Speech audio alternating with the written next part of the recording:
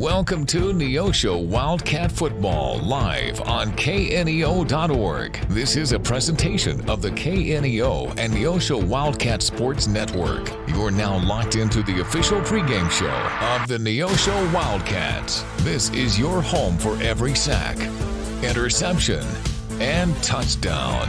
Now, let's go live to the game site for all the action.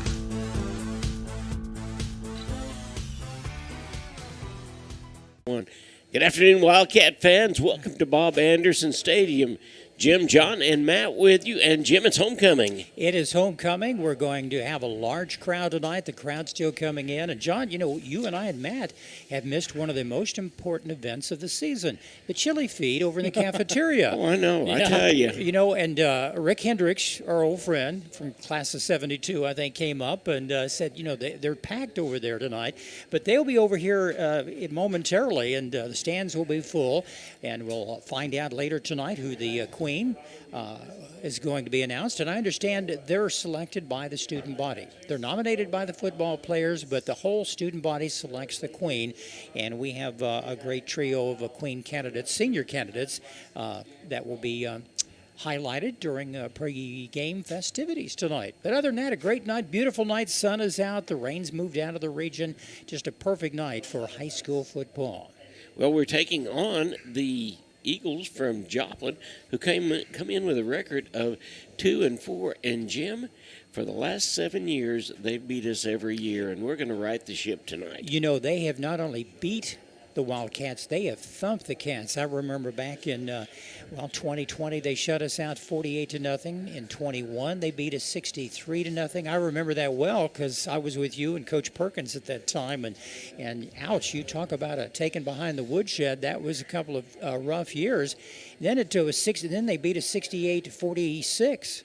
That's when Quentin Hughes was here, and they had a shootout. But, you know, we've come up short. We played them close in, first half, and then we fall apart. But, John, it's an entirely different situation this year. Even though Joplin is 2-4, they are a good 2-4 team. They've played some tough competition, and so have the Cats. Cats coming in with a record of 5 wins and 1 loss. And you look at the district stats, we have scored 296 points so far, averaging a little over 49 points per contest. We had 55 points last week in that victory over Willard, where Joplin has their only 2 wins are against Glendale and Kickapoo, and we've also defeated those same 2 teams. Yeah, it's been tough. In fact, right now there are 3 teams that are 5-1 in district playoff, and guess what? 2 of them are playing each other tonight. Carthage is playing Republic, so by the time we get through and we win this ball game tonight, it'll be down to 2. And, of course, we go to Republic next week, and then we finish out the year with Carthage. You know, this time of year with 3 games remaining in the regular season, every game counts. You want to have the best possible record to get the best possible seeding in district action. And, some of the other teams that are down on the list are Branson and I believe, is it Parkview and one other team, I forget. But there's 3 that have some losing records that hopefully will get a first round game here at Bob Anderson Stadium. Our last regular season game here in a couple of weeks will be against Carthage, and that game will be here. And in the following week will be district action right I think, is it Halloween night? October yes, it 31st? is. That'll be the first district playoff. It sure will. That'll be a spooky evening for sure, but should be a good ball game. And like last year, we won the first district game. Then we had to face Carthage again, and they were just simply too tough and beat us 35-14. Yeah, they did. Well, I will tell you exactly. Republic, Carthage, Neosho, all 5-1. Then Webb City is at 4-2. Then Branson, Parkview, and Willard. You were exactly right. This is the pregame show. It's being brought to you by ProLube, your tire and auto center. We're going to take a timeout, and then I caught up with Coach Touty this week. We will talk to him. You're watching the Neosho Wildcats, not the Lady Wildcats. We watched them last night on the KNEO Neosho Wildcat Sports Network. We'll be right back. People's Bank of Seneca. We care about your journey every step of the way. Since 1996, visit us in Joplin, Neosho, or Seneca. PeoplesBankOfSeneca.com. Member FDIC. Proud sponsor of area athletics. Let's score big together.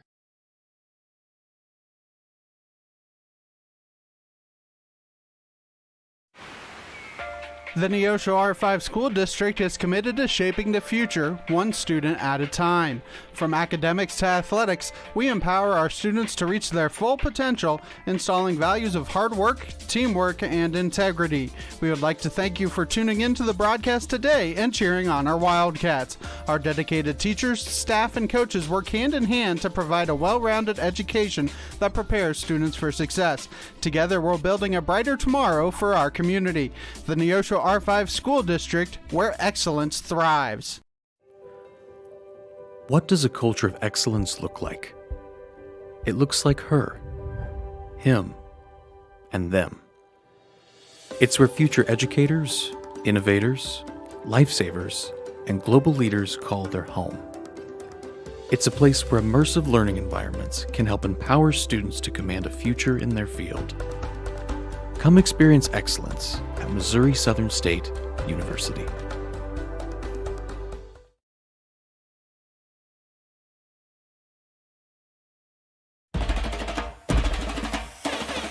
Today's sporting event is being made available for your family by Chris Wright of Dig Right Equipment Rental, located just off Highway 49 at the Carterville exit by Casey's. Open Monday through Friday and Saturdays till noon with rentals of outdoor construction equipment and even attachments for your machines. Chris Wright of Dig Right Equipment Rentals is a proud supporter of today's game. 417-317-4995.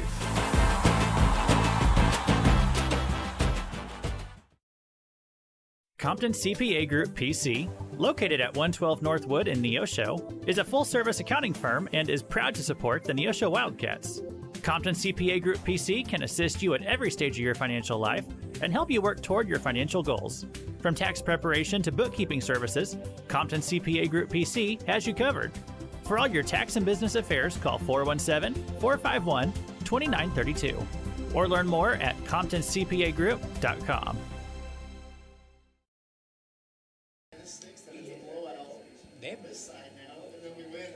So I'll stop at the store after work. Okay, see you at home. Love you. Love you more. And you know who loves you the most? More than anyone else? The answer is in the Bible. The whole Bible is a love story. It's a love story between God and man. God loves you. Billy Graham. This book is dripping with love and grace and mercy and forgiveness. When I look at Jesus dying on the cross, I see written in neon letters that the whole world can see. God is love. God loves you. Jesus is God's Son, and He died on a cross to pay the penalty for your sins so that you can live forever with Him in heaven. Discover more at findpeacewithgod.net. That's findpeacewithgod.net from the Billy Graham Evangelistic Association. A proud supporter of local high school athletics is Numac Electric. Serving Newton and McDonald County, they provide power for area homes and businesses and want to wish all the athletes much success throughout the season. For online bill pay and account information, the website is numac.com or 417-451-1515. Numac Electric, proudly serving Newton and McDonald County, where their slogan is your touchstone energy partner. It's time for the Brandon Touty Coaches Show. The Coaches Show is sponsored by Numac Electric. Now, here's Coach Brandon Touty. Welcome to the Coach Brandon Touty Show. I'm John Ball. Coach, thanks so much for spending a little time with us. I appreciate you having me on. Hey, it was a great ball game on Friday night, and we're a little bit banged up, but we're ready for Joplin, aren't we? Absolutely. It was a great game, like you said, against Willard, a hard-fought COC game, and credit to Willard, they did a good job of coming out on their homecoming and playing hard and fighting, and they hung around for about a half, and then we were able to pull away in the second half. But like I said, credit to them, but even more so credit to our kids and the effort they played with and the execution they played. There's just no quit in our team, and like you said, we're a little banged up just like everybody is in the COC right now, and so we'll continue to try and take care of those things and take care of our bodies. We have, in my opinion, one of the best trainers around in Brian Bounds, and he does a good job of working with our kids and making sure they're able to be on the field on Friday nights, even though they're banged up. And so the goal is to just be healthy and playing our best football come week 10 and come districts time. And so we'll continue to work towards that every week.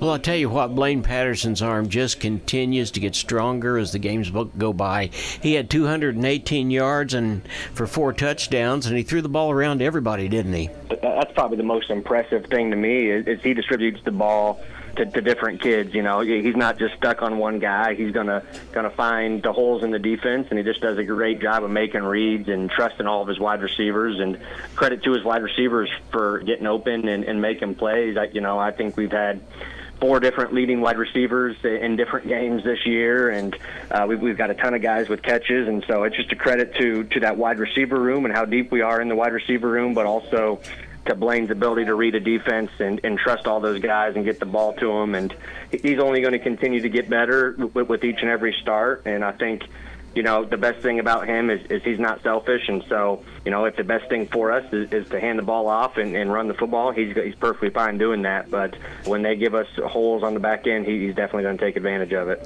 Well, as we talked last Friday night, what I saw on 3 different occasions was wide receivers saw that he was maybe in a little trouble trying to scamper around, and they came back to the ball. Yeah, they did. They did a great job working around and working back to the ball. And, 3 of those starters are juniors, in Lincoln Howard, Haven Plummer, and Mason Spiva. So they've been playing with Blaine, who's also a junior, for their whole lives, basically. And so they've got that connection to be able to move around with them, and they know when maybe Blaine's flush from the pocket and where he's moving, and so they're always on the same page, and that makes a big difference, especially in those type of situations. Well, I'd like to talk about a guy that kind of does a little bit of everything, and that's Cayman Rome. I mean, he's special teams. He's back there receiving kickoffs at times. He plays safety for us and comes up and makes tackles, but he's wide receiver position a couple of times in the game, wasn't he? Yeah, I mean, he's a kid that we ask a lot of. He's a very versatile athlete. He's a tall, strong, physical kid that runs well, and so he's the type of kid that, realistically could probably play anywhere on the defense. He really has over the course of his career. He's played defensive end at times. He's played linebacker. He's playing safety this year, plays a little bit of linebacker as well, and we'll even walk him down, on the line at times if we need to. And so he's very versatile, and that's why he's, used in special teams so much. He punts, he returns kicks, he gets after, other team's punt team and goes after the block at times, and then he's able to come in and play wide receiver for us as well. And so he's just a really good athlete, and so we're glad to have him. And just like all of our kids, his development and his growth this year has been phenomenal, and so we're excited just to continue to see him grow and get more comfortable with each game. Well, I tell you what, he is a big, strong kid that's not afraid to stick his head in there and maybe get it knocked off a time or two.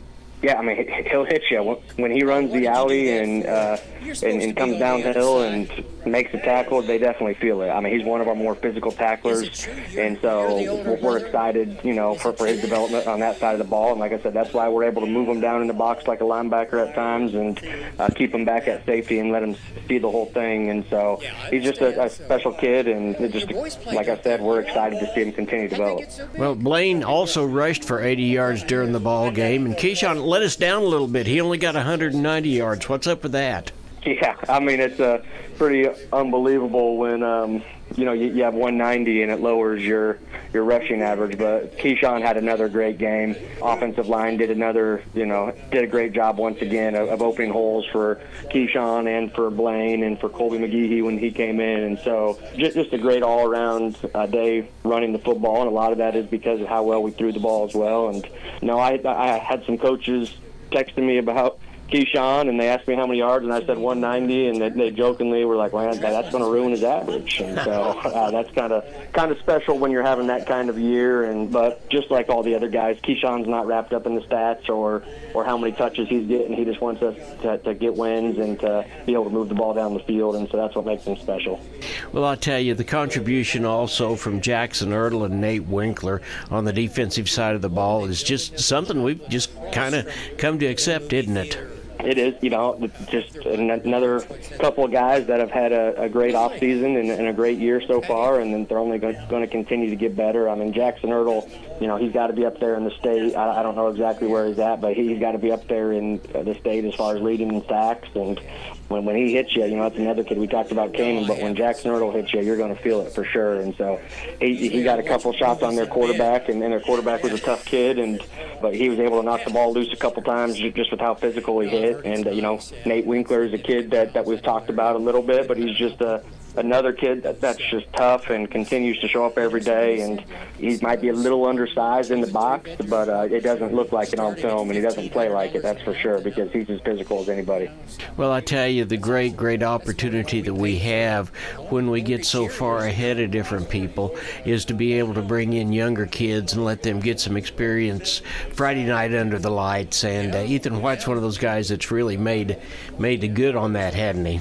He has. He's came in and he's just done a great job of running our offense, and most of the time when he's in, we're up, and so we're running the ball for the most part unless we get into a third down situation where we need to pick up a first down. But he's done a great job of running the offense. He's had a few rushing touchdowns, and he threw his first passing touchdown on Friday night of his career at the varsity level. So I was excited for him. And once again, I don't look at the stats a ton, but I think he's probably 100% completion percentage on the year, and so he's coming in and just executing at an extremely high level. And he's a kid that we've known was going to be good, and he's came through our system through youth and junior high and just done a great job. And last year as a freshman as well, and so we're excited about him. And he's a kid that if we needed to call his number on a Friday night in a not in a mop-up situation, but in a more serious situation, we'd feel really good about, especially because of what he's shown so far on Friday nights.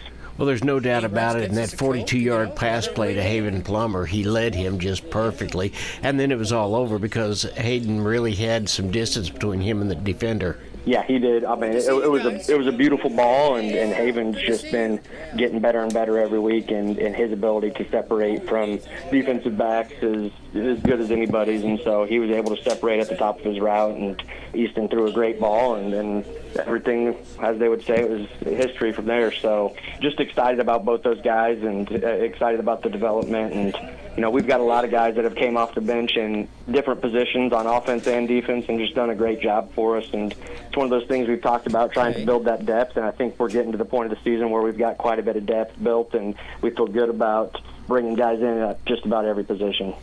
Well, it gives you a little bit of a different option when you've got a quarterback of his caliber that's also the holder on the extra points. I mean, if something happens, you feel pretty comfortable with him either being able to get up and run the ball or to spot someone in the end zone to throw to too, don't you?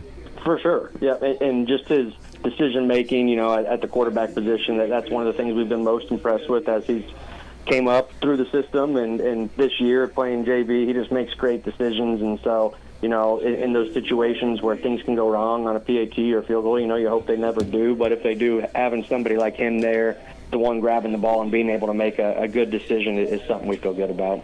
All right, Coach, thanks a lot. We appreciate you spending a little bit of time with us, and as always, wish you a lot of luck tonight. I appreciate it. Go Cats. You've been listening to the Brandon Touty Coaches Show. The Coaches Show is sponsored by New Mac Electric. We'll be back with more Wildcat football after this on the KNEO and Neosho Wildcat Sports Network.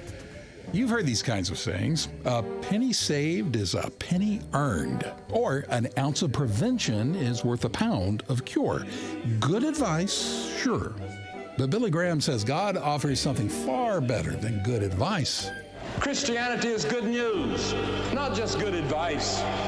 Good news that you can be forgiven, that you can have a new life, and that you And can welcome make a back to commitment Bob Anderson someone Stadium. who We'll will cut love that just a you and little go bit with you short, from Jim, here so we tonight can go to ahead help you and change your way let of everybody life. know about the Religion doesn't save homecoming queen anybody. candidates and the festivities Religion that are is going on out man's there. attempt to reach God. And we know for sure that there is one young lady out there that we saw last night in the circle for the Wildcats. She had a very busy day. I was You can have talking the to new Dr. life Billy Dan Graham just Williams. talked He about said, when you start a personal relationship with Jesus Christ. Embry, she had And 13 we're here strikeouts to in help that you game with against that. Webb Go to City last night, but they had all school assembly yesterday, the pep And it's from the assembly, Billy Graham she Evangelistic said, Association. she was just really stressed out, and but you couldn't tell it in the ball game. Pregame, and she's still on her game. But they're getting ready to announce the new queen. They have 3 senior candidates and 3 underclassmen class candidates, and they are nominated by the football team, and the entire student body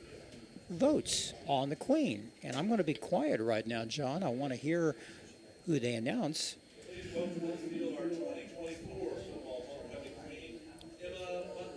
Emma Butler is the homecoming queen. No, that's last year's, yes. Last year. Emma is going to Crowder College on an A1 scholarship. She is also very heavily involved in FFA, as she has been for years. She was the president of the FFA here at Neosho, and she was also a manager for the football team last year. And she is being escorted by Athletic Director Keith Kilgore. And the ROTC is out there as well for the honor guard. And they're just about ready to announce the queen for 2025. Emma and Brandon will now present the crown to the football escort of our 2025 football homecoming queen, Olivia Emery. Olivia Emery. Well, congratulations, Olivia. That is quite the honor. So she's stressed out for nothing, according to what some of the teachers had said. But she is a very popular young lady and a great student and a very good student athlete and a representation for Neosho High School. Her escort is offensive guard and defensive tackle Gabe Bastide. He's a senior this year as well, and he stands right next to Evanson Tomlinson on the offensive line. You know what Olivia would say, John, to top this off would be the icing on the cake for the Wildcats to whip up on the Joplin Eagles tonight. You know, I'm a little partial, and I think this could be their year. We have lost 7 in a row to the Joplin team, and tonight could be our night. The way we've been playing, we averaging 49 points per contest.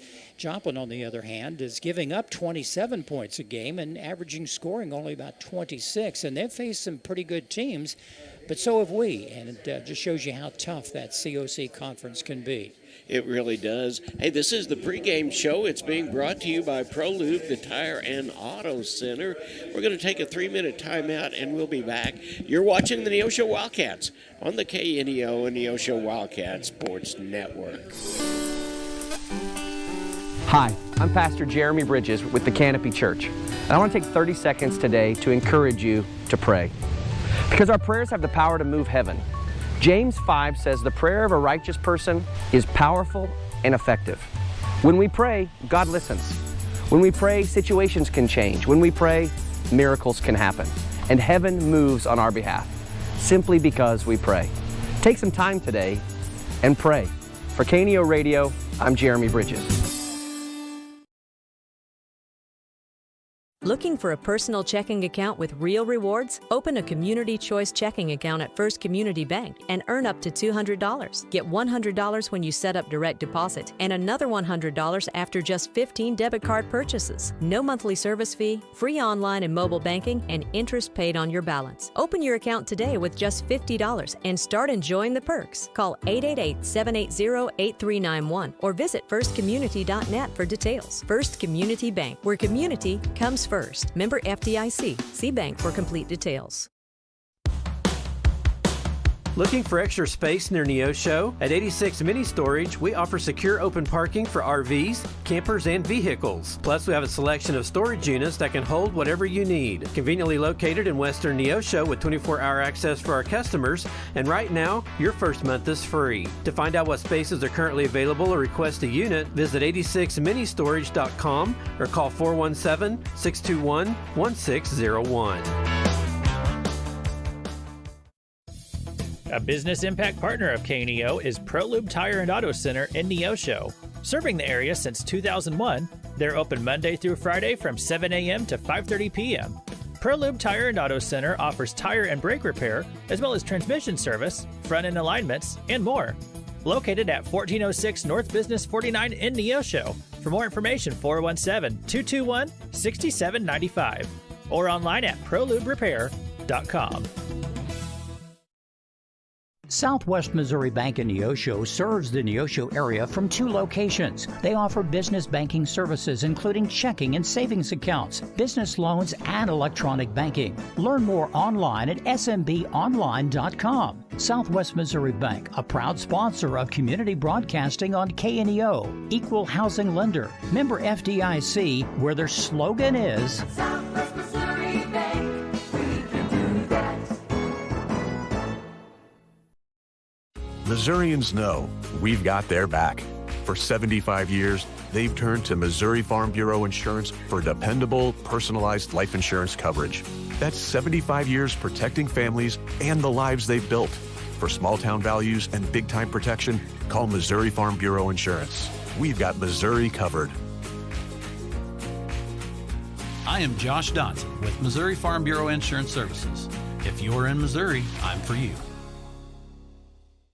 So I'll stop at the store after And work. welcome Okay. back to See you at Neosho home. Bob Anderson Stadium Love you for more. Friday Night Football. And you know who loves you Joplin the coming most? to town to take on our More than hometown anyone else? Wildcats. It The is answer homecoming is night, in the Bible. and they just The crowned whole queen Bible of is the a love Embry, story. who's It's a also love the story top between softball God pitcher and for man. the ladies God softball loves you. Wildcats. Billy And, Graham. like I say, This a book great is crowd dripping tonight, with and love the alumni and have grace been recognized. We and want to salute mercy them, and and also forgiveness. alumni across the When I country, look at- not only in Neosho and Newton County, but we have a lot of folks that tune in from time to time, whether it's Kansas City and Columbia, and we've had some people up in Seattle, Washington that have tuned in and said, well, we just can't make the game tonight, but they're listening and watching on the big screen. Put us up back on the big screen. That always looks better than the small 13, 15-inch screen on your laptop. It's time now for Keys for the Cats. Let's get into business for tonight because the game time here in about 20 minutes.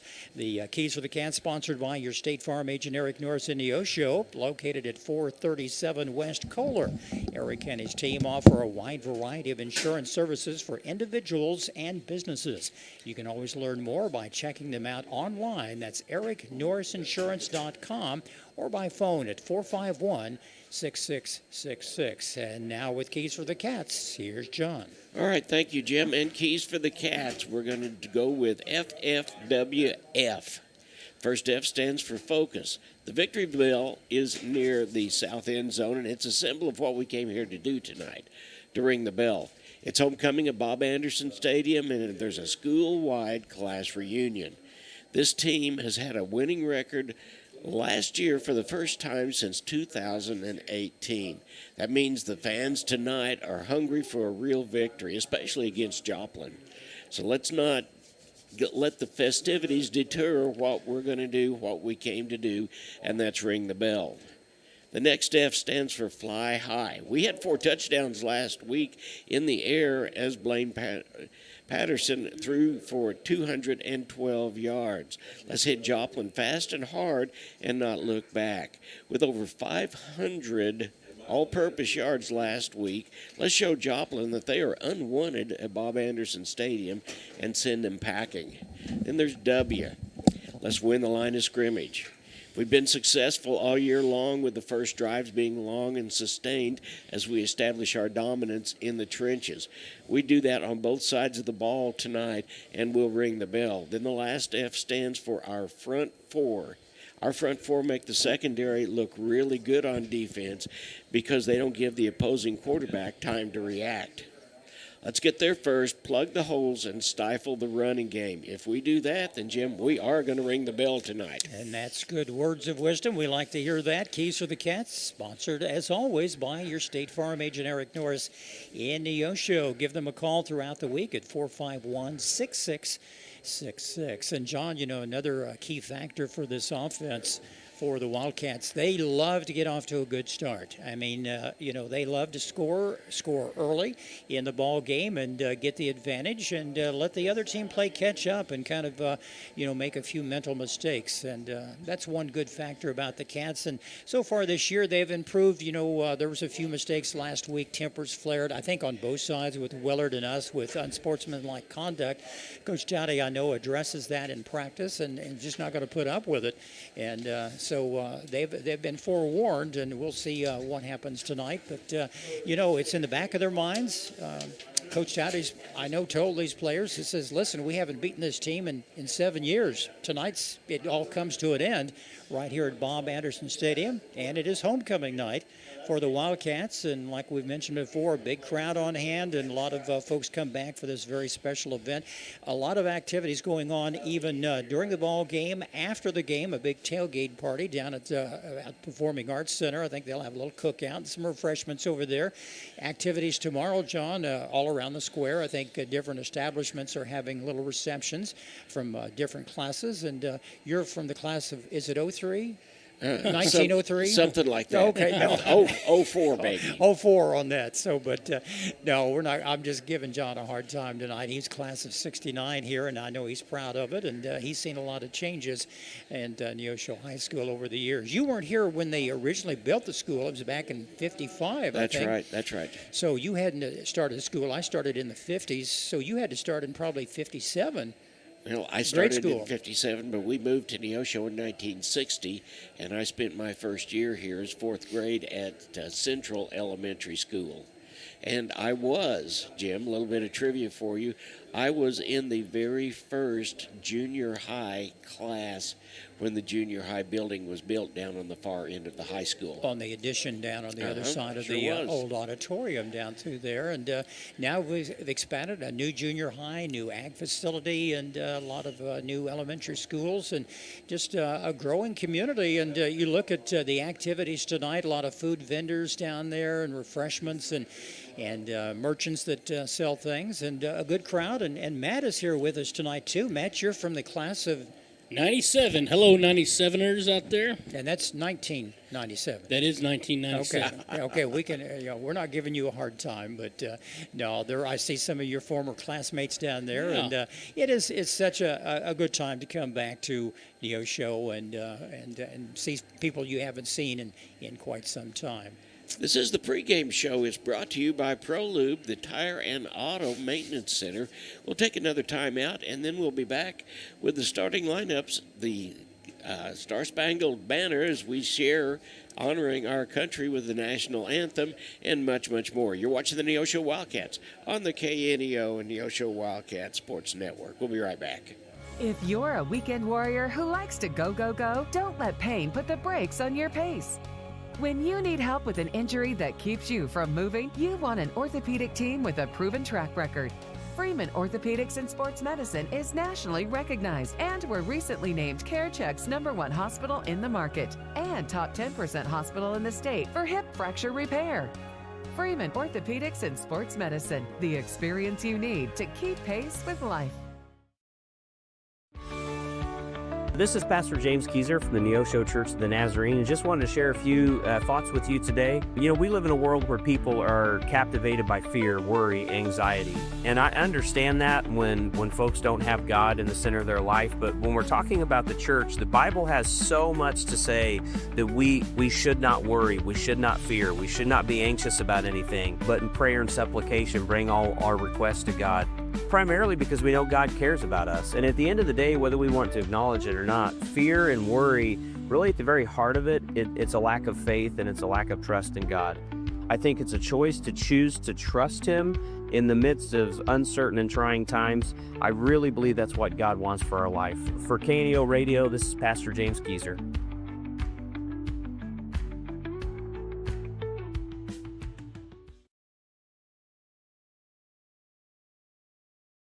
At Calvary Neosho, we aren't your grandmother's church, because she lives in Akron, Ohio, and that would be a terribly long commute for church. But if she did live in Neosho, we at Calvary would be delighted to have her come visit us. And since you live here, we would definitely like you to come visit us. Then, when your Nana comes to visit for Christmas, you can bring her to church and introduce us to her. We're sure she is a delightful lady. You can find us at Facebook.com/Calvary of Neosho, or join us in person at 3650 Oak Ridge Extension. We gather for worship Sundays at 10:30 a.m. Calvary Neosho. Not your grandma's church, but we'd sure like to meet her. Locally owned, operated, and here for you. Check out the new face of the Neosho Daily News, covering Newton County, highlighting area residents, businesses, school news, sports, and more. Find us on Facebook at Neosho Daily News or call 417-451-1520. Go get 'em, Wildcats! Crowder College, your future, our focus. At Crowder College, we have 6 convenient locations in Southwest Missouri and online programs to fit your needs. Flexible scheduling provides a pathway to a career or the opportunity to transfer to a 4-year university in a variety of programs. Cheer for the Rough Riders at athletic events. Use the Missouri A+ Scholarship Program for free tuition and common fees. At Crowder College, your future is our focus. Apply today at crowder.edu. Every team knows that the two-point play can be a winning move. State Farm agent Eric Norris and his team are here to help you go for 2 by combining your home and auto insurance. It's a great call and saves you time and money. So go for the win and score big savings by combining your home and auto. It's just another way to help life go right. Call State Farm agent Eric Norris at 417-451-6666 for more information. And go Wildcats! It's time now for our national anthem, and we have the flag that we'll be looking at as we begin.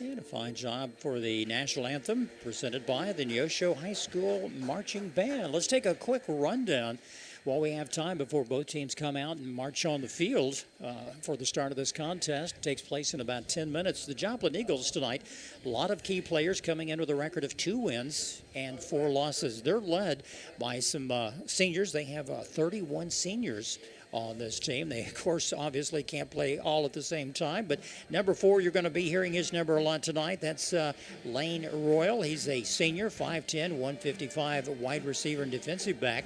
They're led by senior quarterback Daniel Rose. He's 6 foot, 180-pounder.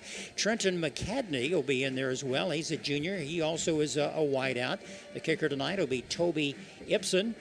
He's a senior. Number 18, John Jasper, coach's son, 6'3", 235, tight end. At 27, Travion McCadney, also a senior. And number 36, Elijah Hurl, a 5'9", 200-pound running back. He's the backup running back, so he'll be in and out on various formations tonight. For the Cats this evening, I think they have a great offensive backfield, his offensive line, which is led by All-Stater Evanson Tomlinson. Number 75. Number 52 will be Gabe Bastide. Number 77 will be Michael Shellhorn. Number 65 is Romero Cifuentes, a senior, 5'8", 240. Number 55 is Jackson Ertl, a quarterback led by junior Blaine Patterson. His running back in the backfield, Keyshawn Roan. Some of the wideouts tonight will be Oliver Martin, Mason Spiva, Brock Pyle, and Haven Plummer. John, I understand that Mr.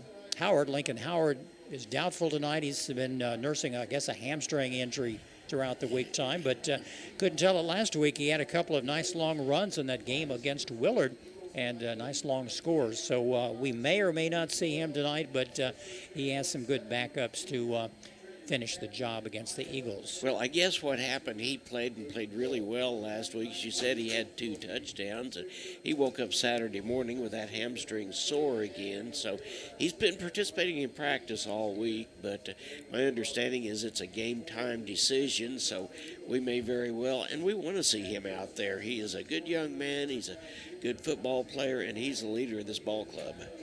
Well, the crowd from Joplin has come down. Pretty good-sized crowd has moseyed down the interstate to be with us tonight. And we have a packed stand, John, and the people are still coming in, and the people coming in from the chili feed at the high school tailgating parties and whatnot. And the Cats are about ready to march out onto the field and be presented by the band, and the crowd will be standing up to salute them tonight. Cats coming in with a record of 5 wins and 1 loss. We average 49 points per contest. That comes out to 296 points they have scored so far this season, and they average giving up around 27. And John, if we keep our average tonight, we're going to have another victory and ring that bell.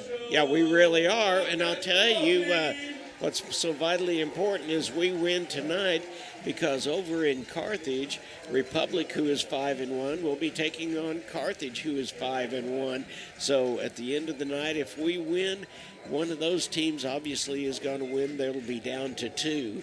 And, of course, we go to Republic next week, and then we come right back here to play Carthage. And district action also in Webb City tonight. They're at home against Willard, and we defeated Willard last week, and we're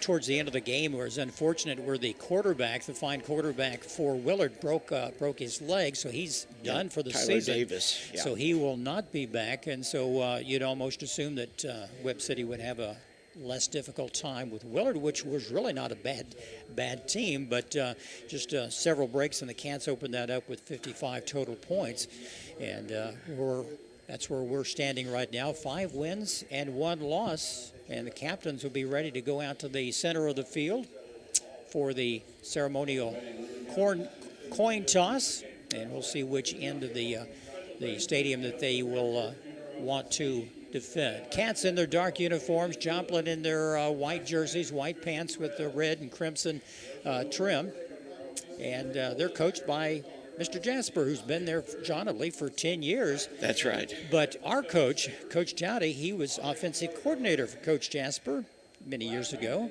and that's where we stole him from, and he's done an outstanding job in building back this program with a fine tradition in Neosho. And tonight could be the night that we break that 7-game losing streak against the Joplin Eagles. Yeah, it very well could be, and there's a lot online, of course, for both of these ball clubs. As we said, Joplin very uncharacteristically comes in with only 2 wins, and they're fighting hard to get another win underneath their belt, because they've got, as you said earlier, Jim, those 31 seniors, and they want to do those seniors right, and the way to do that is to get on the winning side of things. You know, one good thing, I remember when we go to the different stadiums across the COC, we're usually there for either senior night or homecoming.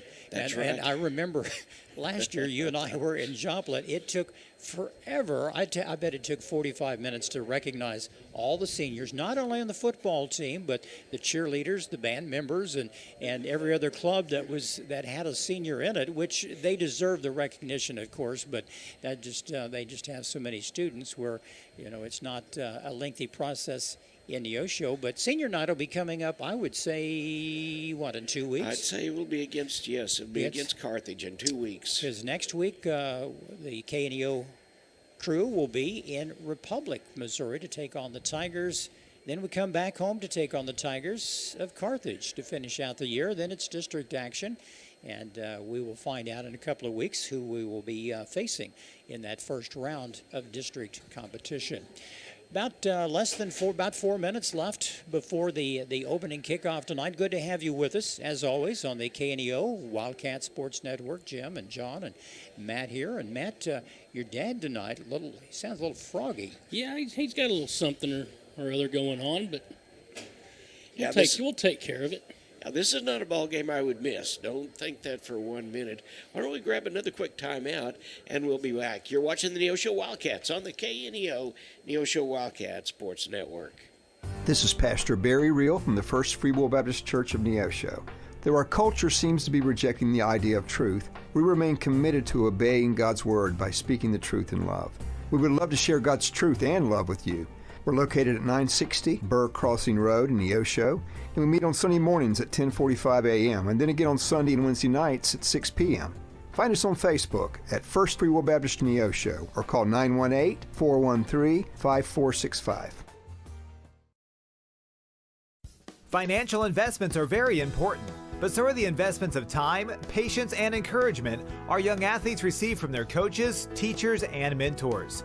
Joe Ringstaff, your Neosho Edward Jones financial advisor, understands this. That's why Joe Ringstaff is a proud sponsor of the Neosho Wildcats on KNEO. For all your investment needs, call 417-451-7789 or stop by the office at 2502 Lusk Drive, Suite D in Neosho. Edward Jones, making sense of investing. Member SIPC. All right, welcome back to Bob Anderson Stadium. We're about ready to get this ball game underway, and we have our captains out there. They are Everson Tomlinson, Michael Shellhorn, Blaine Patterson, and Brock Pyle. Well, the wind should not be a factor tonight. We had some gusts of 15 to 20 miles per hour earlier today, but it is turned off very nice, and not sunny skies, but the skies have cleared. No wind. That should not be a factor for this passing attack from either team. Daniel Rose, number 6, quarterback for the Eagles, loves to air the ball out, and he has some good, strong receivers. And our defensive backs tonight, John, I'm sure will have a workout and have their work cut out for them. Well, you know, one of the things that we've learned, though, Jim, is the trick is that front four. We watched when we went to Springfield to Kickapoo, and they had a great passing attack, but it was taking their quarterback almost 3 seconds to get the ball off, and our front four got in there and disrupted it and made it look really bad. Looks like the coin toss has been won. And it looks like the Eagles have won, and it looks like they've deferred. So Neosho will take the ball first, and they'll be running right to left on your computer screen or the big screen. Stop whatever you're doing right now. If you're on a computer, put us on the big screen. People have said it looks much better, I think, putting it on your larger screen than just trying to watch on a 13, 15-inch little laptop computer. We really appreciate and thank you very much for all of those alumni that are here, but also those that are watching on TV. It should be a whale of a ball game, and we're going to do our very best to bring it to you so you don't miss a single snap. You know, John, I think before the night's over, I would love for my ink pens to just dry up, because I'll be writing down all the scoring that Neosho is going to give us this evening, and I wouldn't complain a bit. They love to start early, and John, I think, you know, if they can avoid the mistakes and timely penalties, we're going to be fine tonight. I think so. Back to receive is going to be Hayden Plummer and Oliver Martin for the Wildcats. And kicking off for the Joplin Eagles will be looks like number 18. Or I should say number 13, Toby Epson. Yeah. Like we mentioned, they have 31 seniors on this team, but you can only play 11 at a time, just like us. And we have a lot of juniors and seniors. We're ready for action here. Joplin Eagles coming to town to take on the Neosho Wildcats. Crowd is on its feet, and here's our opening kickoff. It is a good one, going way back to the 3-yard line. Cats take it up across the 20, hit hard and thrown down at about the 24-yard line. You know, that ball was taken by Aiden Plummer, and he came all the way up to the 24, so the Cats are starting out in good position. Blaine Patterson in at quarterback, Mr. Rohn at running back, and I do apologize right off the bat. I get a lot of text messages. I can't answer all of them. You just got to watch the game, and I'll get to you as quickly as I can. Cats 1st and 10 from their own 24. And just like that, they look over at the coach. They want to change some signals. Yeah, it's going to be, looks like Martin and Spiva on this side. That means it'll be Plummer and Pyle on the other side. Patterson takes his own number. He's loose across the 45-50, knocked out of bounds.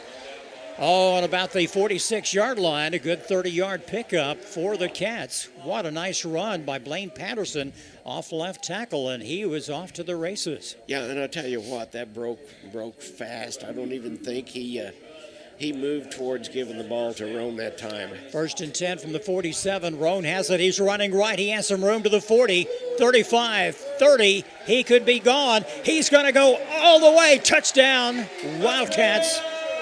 47-yard touchdown run. What a nice play for the Cats. 2 plays and they score.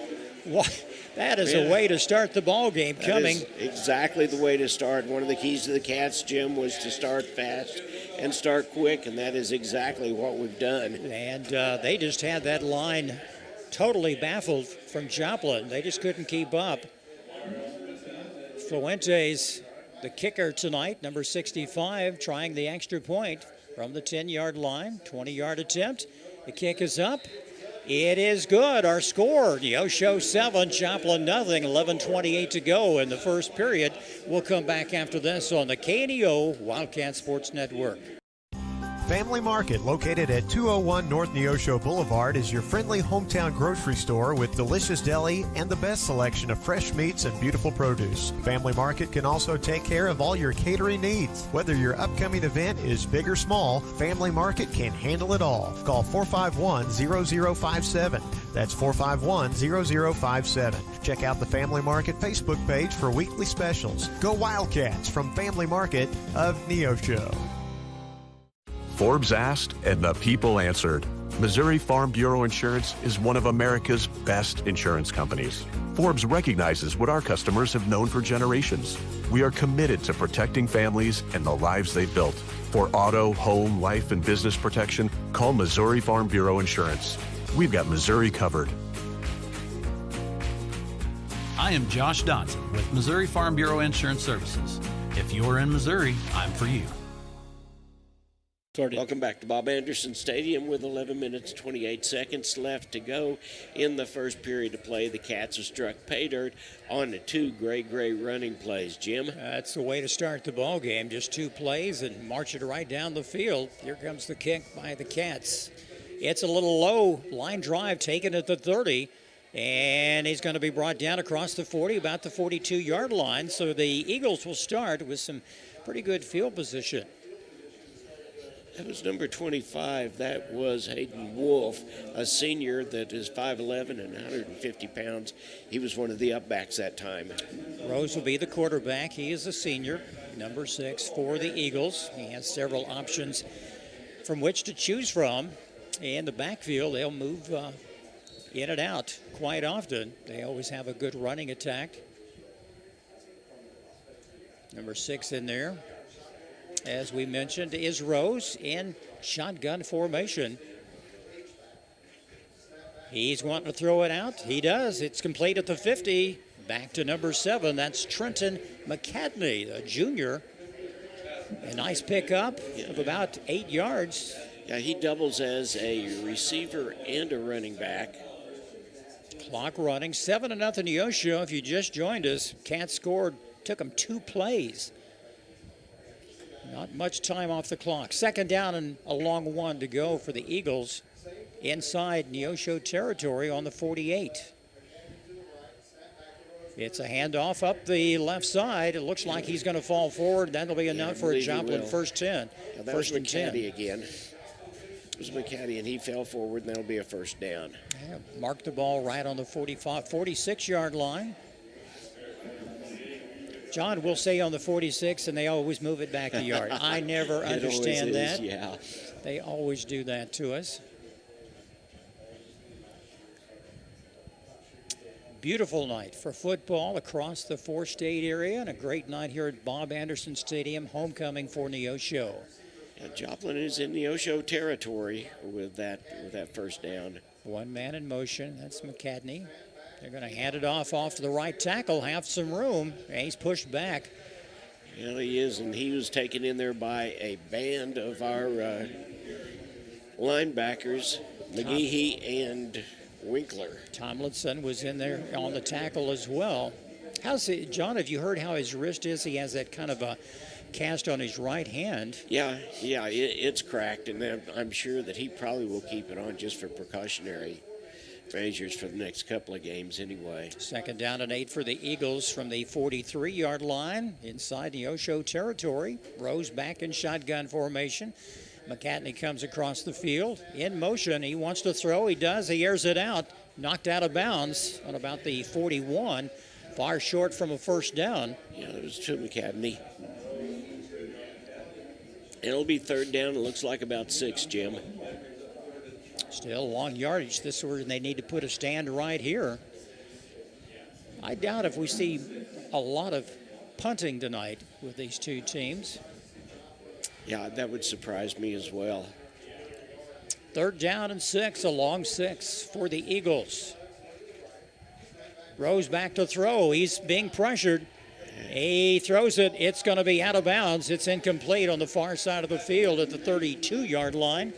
Brings up 4th down and a long 6. Yeah, giving pursuit from over on this far side was defensive end Jackson Ertl. Well, Joplin's decided to bring in the kicking team. And it looks like that is Haven Plummer back there that's going to receive. And kicking the ball is number 9.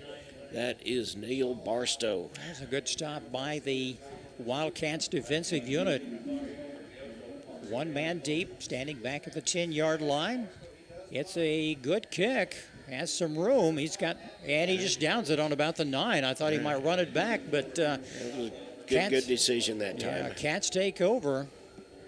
9:16 to go in this opening period. Neosho on top of Joplin, 7-0. Later on throughout the program, we'll try to give you some updates, some other scores tonight. Webb City playing Willard. Also, like John has mentioned, Republic and Carthage. That's the big game and the other big game in the COC tonight. Patterson back. He's going to hand off to Roan off the right side. Not much there this time. Yeah, it looks like he's going to pick up 1, maybe 2. They had 2 plays on their opening drive to score the first touchdown of the game. Yeah, they spot the ball just across the 10-yard line. Well, we talk about Rome being able to turn on the afterburners, but I'll tell you, Patterson did too. He got us all the way up within their territory. He had a good 30-yard run on the first play of the game. Patterson back to throw. He's got a man open. It's incomplete to Mason Spiva. So 3rd down and long yardage for the Cats. They'd like to get out of this hole and get a couple of first downs. You don't want to turn the ball over right here, because Joplin would have good field position. Well, that may have been those 2 plays a wake-up call for Joplin, because their defense is pretty standard in there right now. Patterson in trouble. He's deep. He gets away. He wants to throw. He throws back over. Pass there's a penalty right there. That's right. He pushed him out. The ball intended for number 4. That was Oliver Martin. He was pushed from behind in the back. And otherwise, he would have had a reception. And that's going to be a first down for the Cats. It's not a spot foul, but... And I'm trying to see, that is number 24.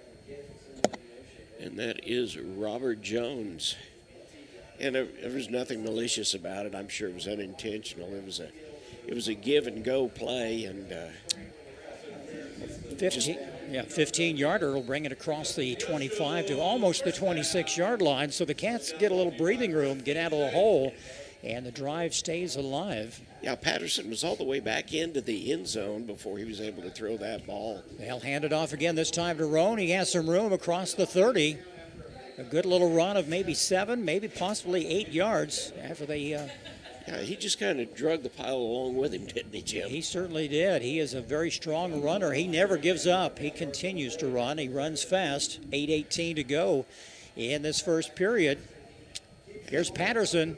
He's got going the first right. down, He's got some room. He's got 1 man to beat, and they get him at about the 43-yard line inside Joplin territory. Good run of about 22 yards. I'll tell you what, Jim, that was that second man through. He faked the handoff to Roan, and Roan became his blocker, and he got wide open and picked up the first down. And he'll spot the ball on the 43, bring it back just a smidgen right there. Hand off to Roan, runs right, comes back left, and he's hit by about 3 or 4 Eagles. Yeah, he's going to get maybe to the 40-yard line. But the Cats haven't been thrown for a loss tonight. They're continuing to move forward. 7:45 to go. Cats will be happy to run some time off the clock and keep the ball out of the hands of the Eagles. It looks like it's 2nd and about 7. They look back over to the coach. Patterson and Roan, both and wide receivers, look over at the coach.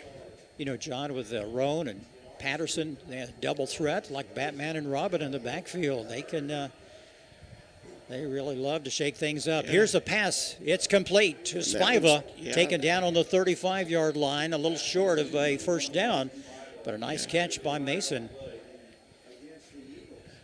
Defending that time was Vinny Lombardi. But that was a nice button, almost came around to Spiva, and he was able to catch. It was a quick opener for the Cats that time. Third down and a long 2 for the Cats. Ball right at the 35-yard line.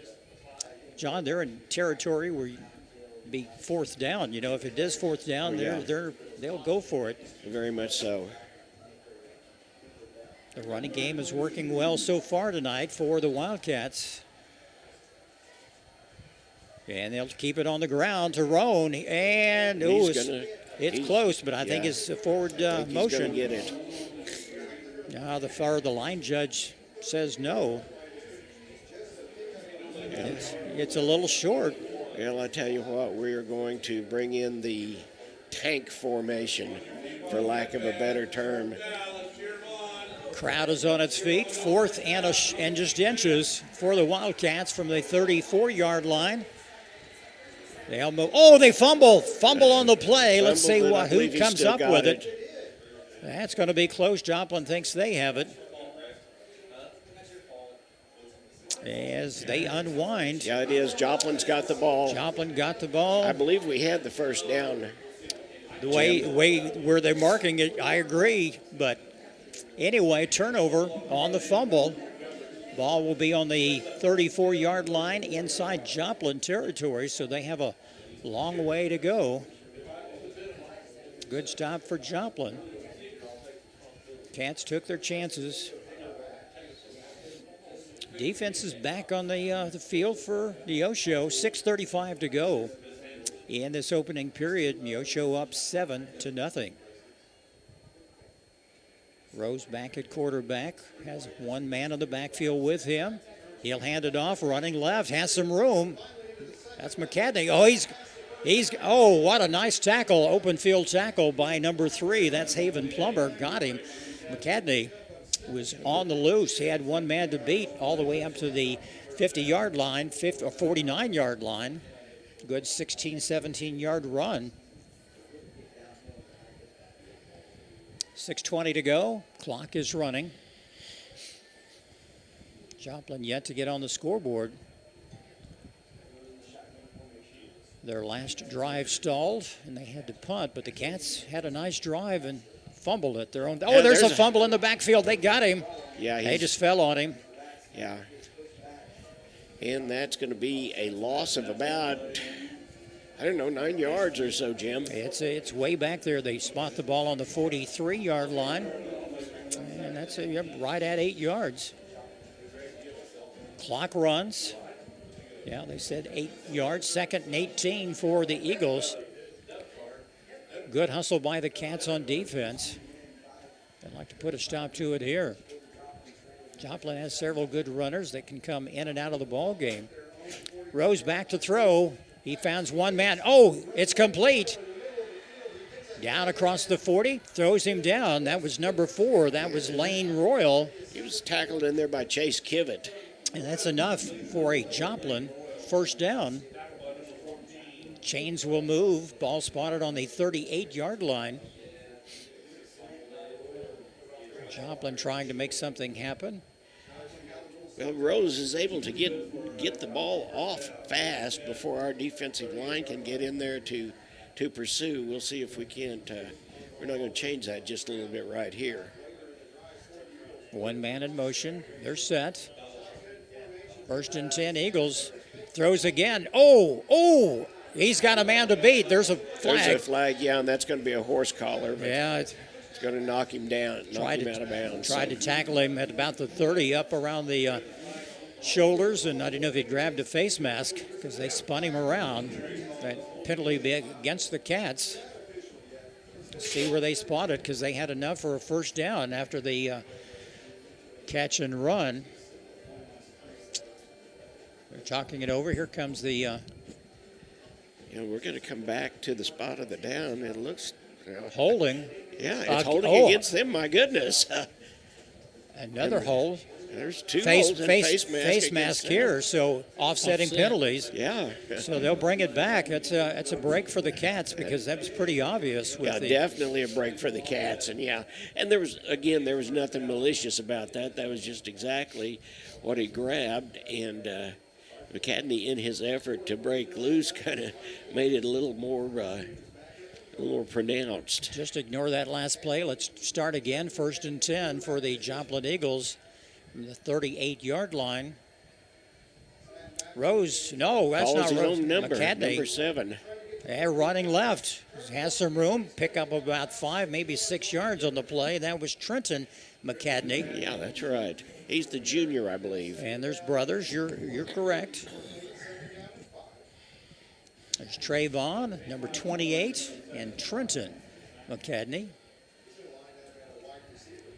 And here's, looks like they're lining up exactly that way again. Both of them in the back formation. 2nd down and 5 for the Eagles from the 33-yard line. Ball is hiked. It looks like it's going to be to Trenton, and it is that. And he's just going to go right up the middle, and he's going to get his first down. It's across the 25, enough for an Eagle. First down, they'll move the chains.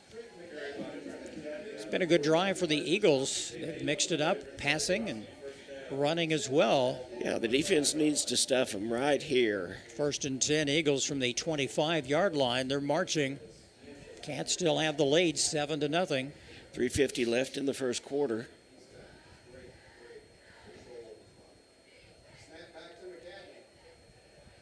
McCadney back. Goes to the other McCadney now, and he's going to go up the middle and pick up about 4, it looks like. Has a good run off left tackle.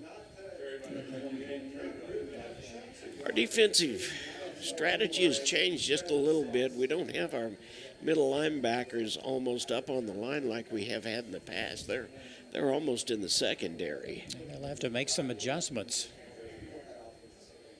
Joplin coming out with some different looks this series than what they had the opening drive that stalled. Cadney in the backfield. And Rose is in motion, and he's going to throw it. He's got a man open, down to the 10, knocked out of bounds on about the 8-yard line. That should be enough for another. It went to Lane Royal that time. It'll be 1st and goal for the Eagles. They'll spot it. They'll set it at the 8-yard line. 2:55 to go in this opening period. A little bit of the old flea flicker play. Rose is going to line up as a wide receiver now. Cats have got to make a stop right here. McCadney in at quarterback in shotgun formation. The Cats are good at putting a stop to this. He just runs right up the middle, taken down just across the 5. Short pickup. And Trenton gets right up the middle, like you said. I believe they're going to spot it right at the 5, Jim. Clock runs. It'll be 2nd and goal for the Eagles. They've yet to get on the scoreboard tonight.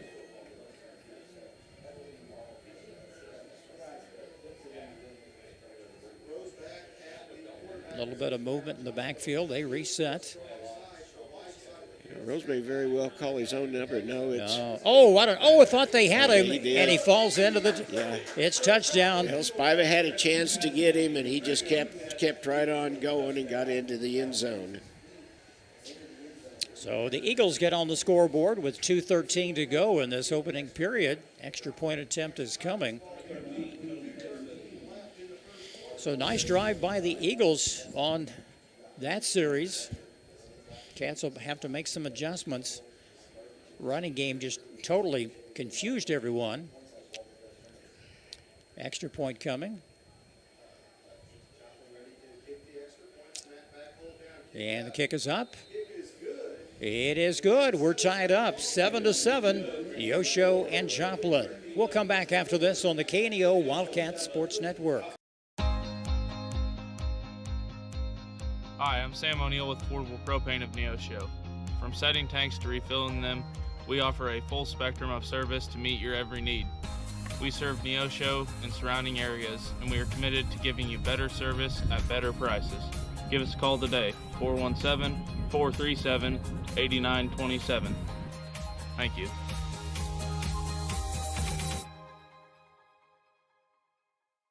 Want to know what your home is worth? Stop by to get a free competitive market analysis with Show Me Real Estate of Neosho.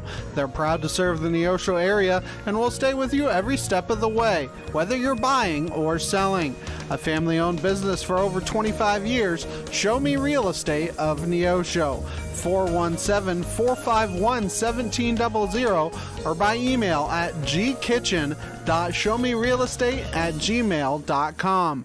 Home of the Happy Campers. 2 minutes and 13 seconds left in the first period of play, and we're tied at 7. Joplin just had a great run in, and they made the extra point. Here comes the kick. And it's a good one. It's a high kick taken on about the 2-yard line. Cats will run it right up the middle. Plummer's running and running hard, but he gets nailed in about the 18-yard line. John, quickly some other scores around the COC. Republic leading Carthage 14-0. That's in the first period. Nixa over Waynesville 14-0. Glendale over Ozark 7-0. Lebanon over Kickapoo 8-0. Webb City all over Willard 13-0. All in the first period. We're tied up at 7 apiece at Bob Anderson Stadium in Neosho, Missouri. 2 minutes, 8 seconds to go. 1st and 10 Cats. They're running off the left side. Patterson calls his number, has some room. Oh, thrown down at the 29. So close to him. He's going to get the first down, it looks like. Yeah, what a nice run. He is so strong. Has those long legs, and they just keep churning. First down, Cats, 29-yard line. They'd like to get that touchdown back. They're throwing it over this time off to the left side. Yeah, and that is to Oliver Martin. Number 4. He gets knocked out of bounds. It looks like at about the 36. Well, maybe they're going to spot it about the 36. Yeah, there it is, 36.5-yard line. That'll work. Yeah, a minute and 50 left in the quarter, Jim. It's second down for the Cats. A long 2 yards to go. Patterson again up the middle. Fall forward, yes. He's got the first down, yeah. Hang on to that football. They love to knock it out. 1st and 10 Cats. Clock still will run here in a minute while the chains stopped. Yeah, they'll get it rewound. Yeah, it's underway again. 1st and 10 from the 41. Patterson back to throw. He's got a man open. That's Oliver Martin. Oh, so close. And there are, Neosho's wanting a flag, but that's not going to happen this time. Robert Jones was all over him. You know, technically he was not playing the ball, but he was right in Oliver Miller's face, and that's pretty subjective in high school football. Second down and 10 for the Cats. We're down to minute 35. Patterson going to call his own number. He's knocked out of bounds. He's thrown down hard. Yeah, he's going to get across the 45, maybe to the 46-yard line, where it's going to be 3rd and about 5. Makes it a little easier to pick up instead of 3rd and 10. It's 3rd and 5. Ball right on the 46, like you mentioned. 2 men to the left side, 2 to the far right. Going to do it again. There's Roan's got some room, got to cross the 40. He's brought down on the 39-yard line. Another good 15, 16-yard pickup. Nice run. Yeah, and that was a very timely first down, Jim. If we'd had to go 4th down from back that far away, I'm not sure that's something we'd have done. Let's do it again. Patterson caught in the backfield. Not much of a gain. He got back, hopefully, to the original line of scrimmage. It'll bring up 2nd and 10. They were in the hurry-up offense. Tackled in there by Neil Barstow, who is a defensive tackle. Patterson in shotgun formation. Roan up. Roan. He goes right up the middle. He's going to maybe pick up about 5 before, not quite, 4 before all's said and done. Yeah, it's going to be 3rd down and possibly looks like maybe they're saying 7. I say about 6. See where it's spotted. Now they move it back a little bit. The ball on the 36-yard line. 3rd down and 7. We'll go for that. They're going to look to the sideline to call in some signals. We've got plenty of time. Spiva off to the right for the Cats. Patterson back to throw. He's got a man open. He does. That's Brock Pyle. He's got the first down. Ooh, it is so close. See where I believe he's going to have it. Ball's just across the 30-yard line. Yes, it is. It's a first down. No, there's PA announcer says 4th and short, but nope, they're going to move it down. You're right, John. Yeah, it's...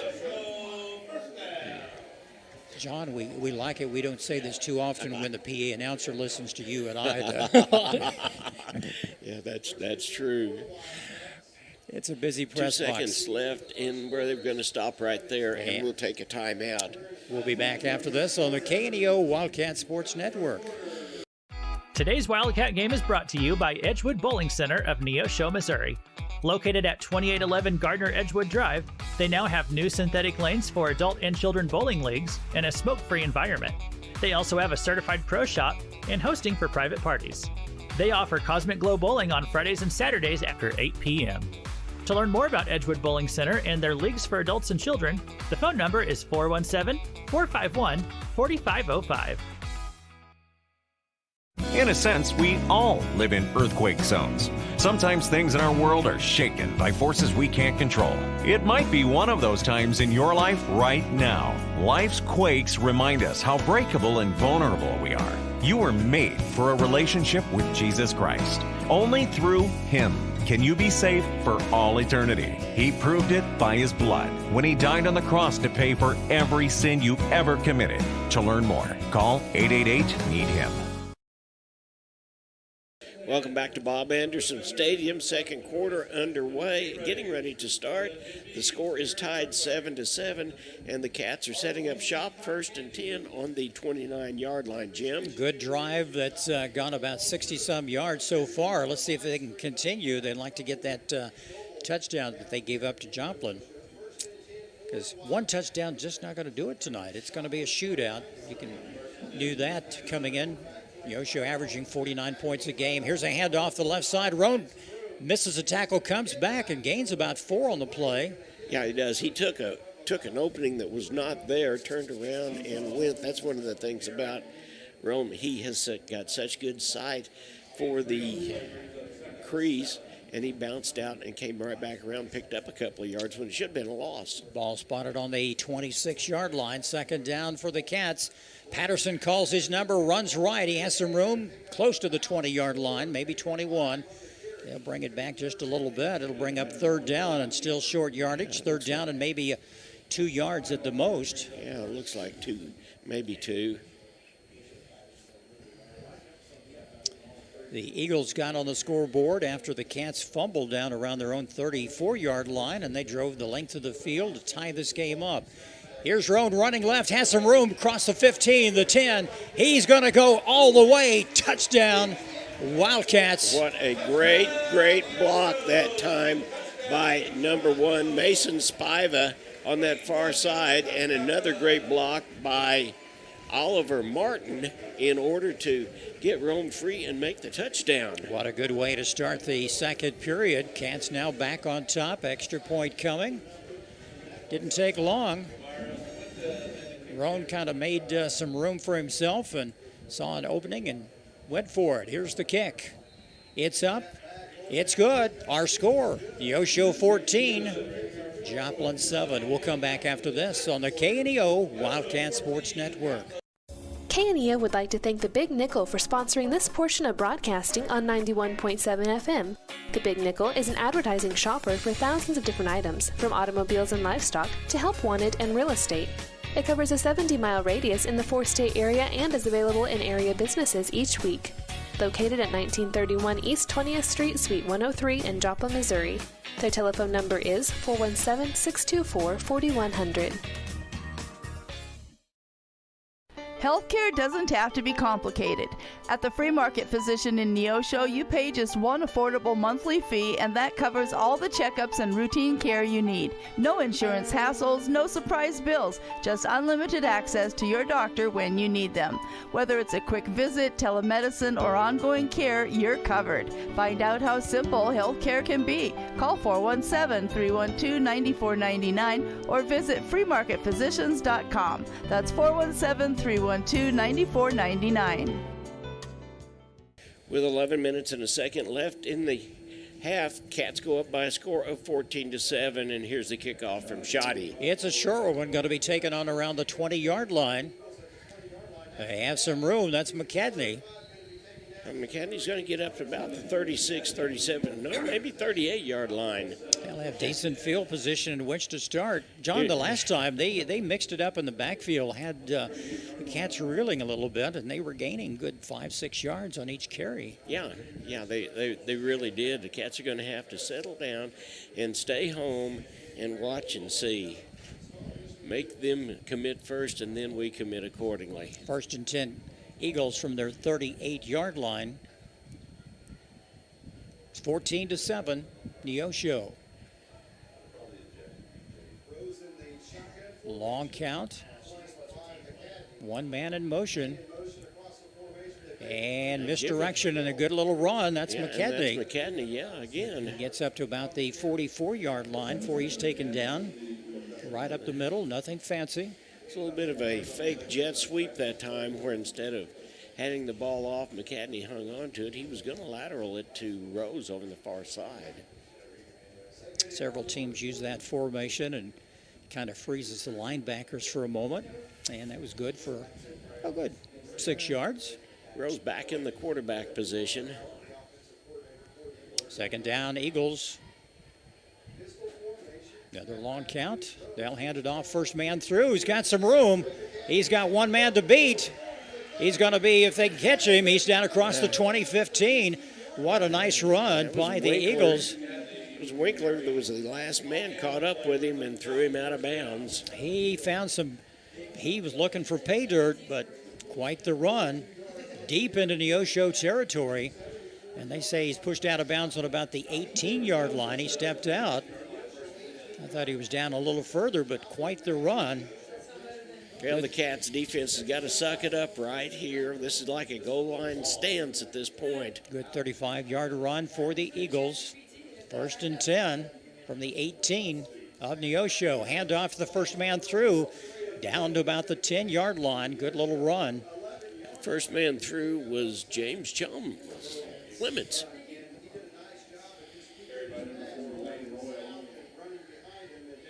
Once again, it is homecoming night in Neosho, and nothing more that the Cats would like to do to ring that bell for a victory over this fine Joplin Eagle team.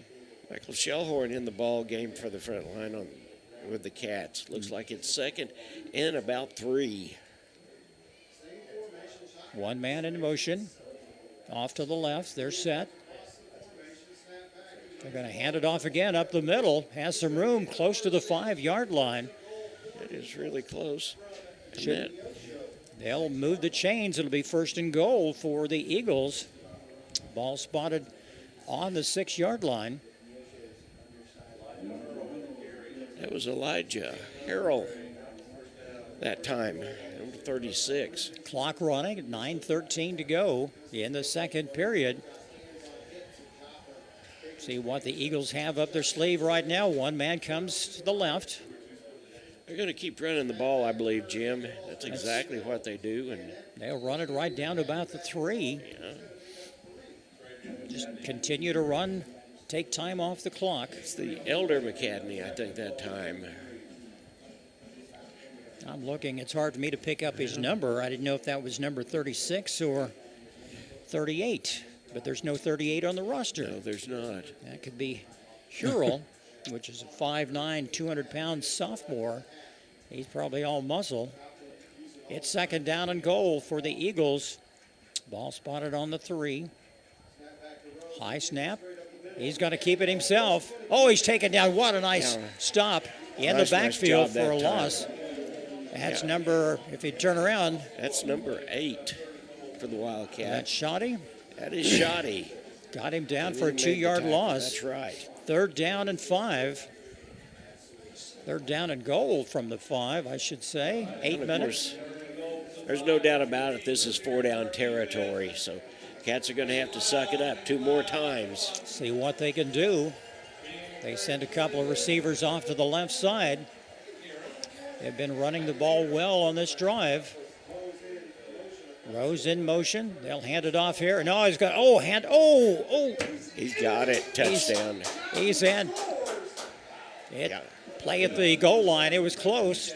Did they give it to him? Yes, they did. Touchdown, Joplin, coming at the 7:35 mark. 5-yard run. It looked like he was hit.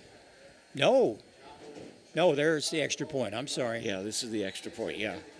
He was hit behind the line, and he just broke loose. 14-13, extra point attempt coming. Low snap, and the kick is up. It's good. We're all tied up again. Neosho and Joplin, 14 apiece.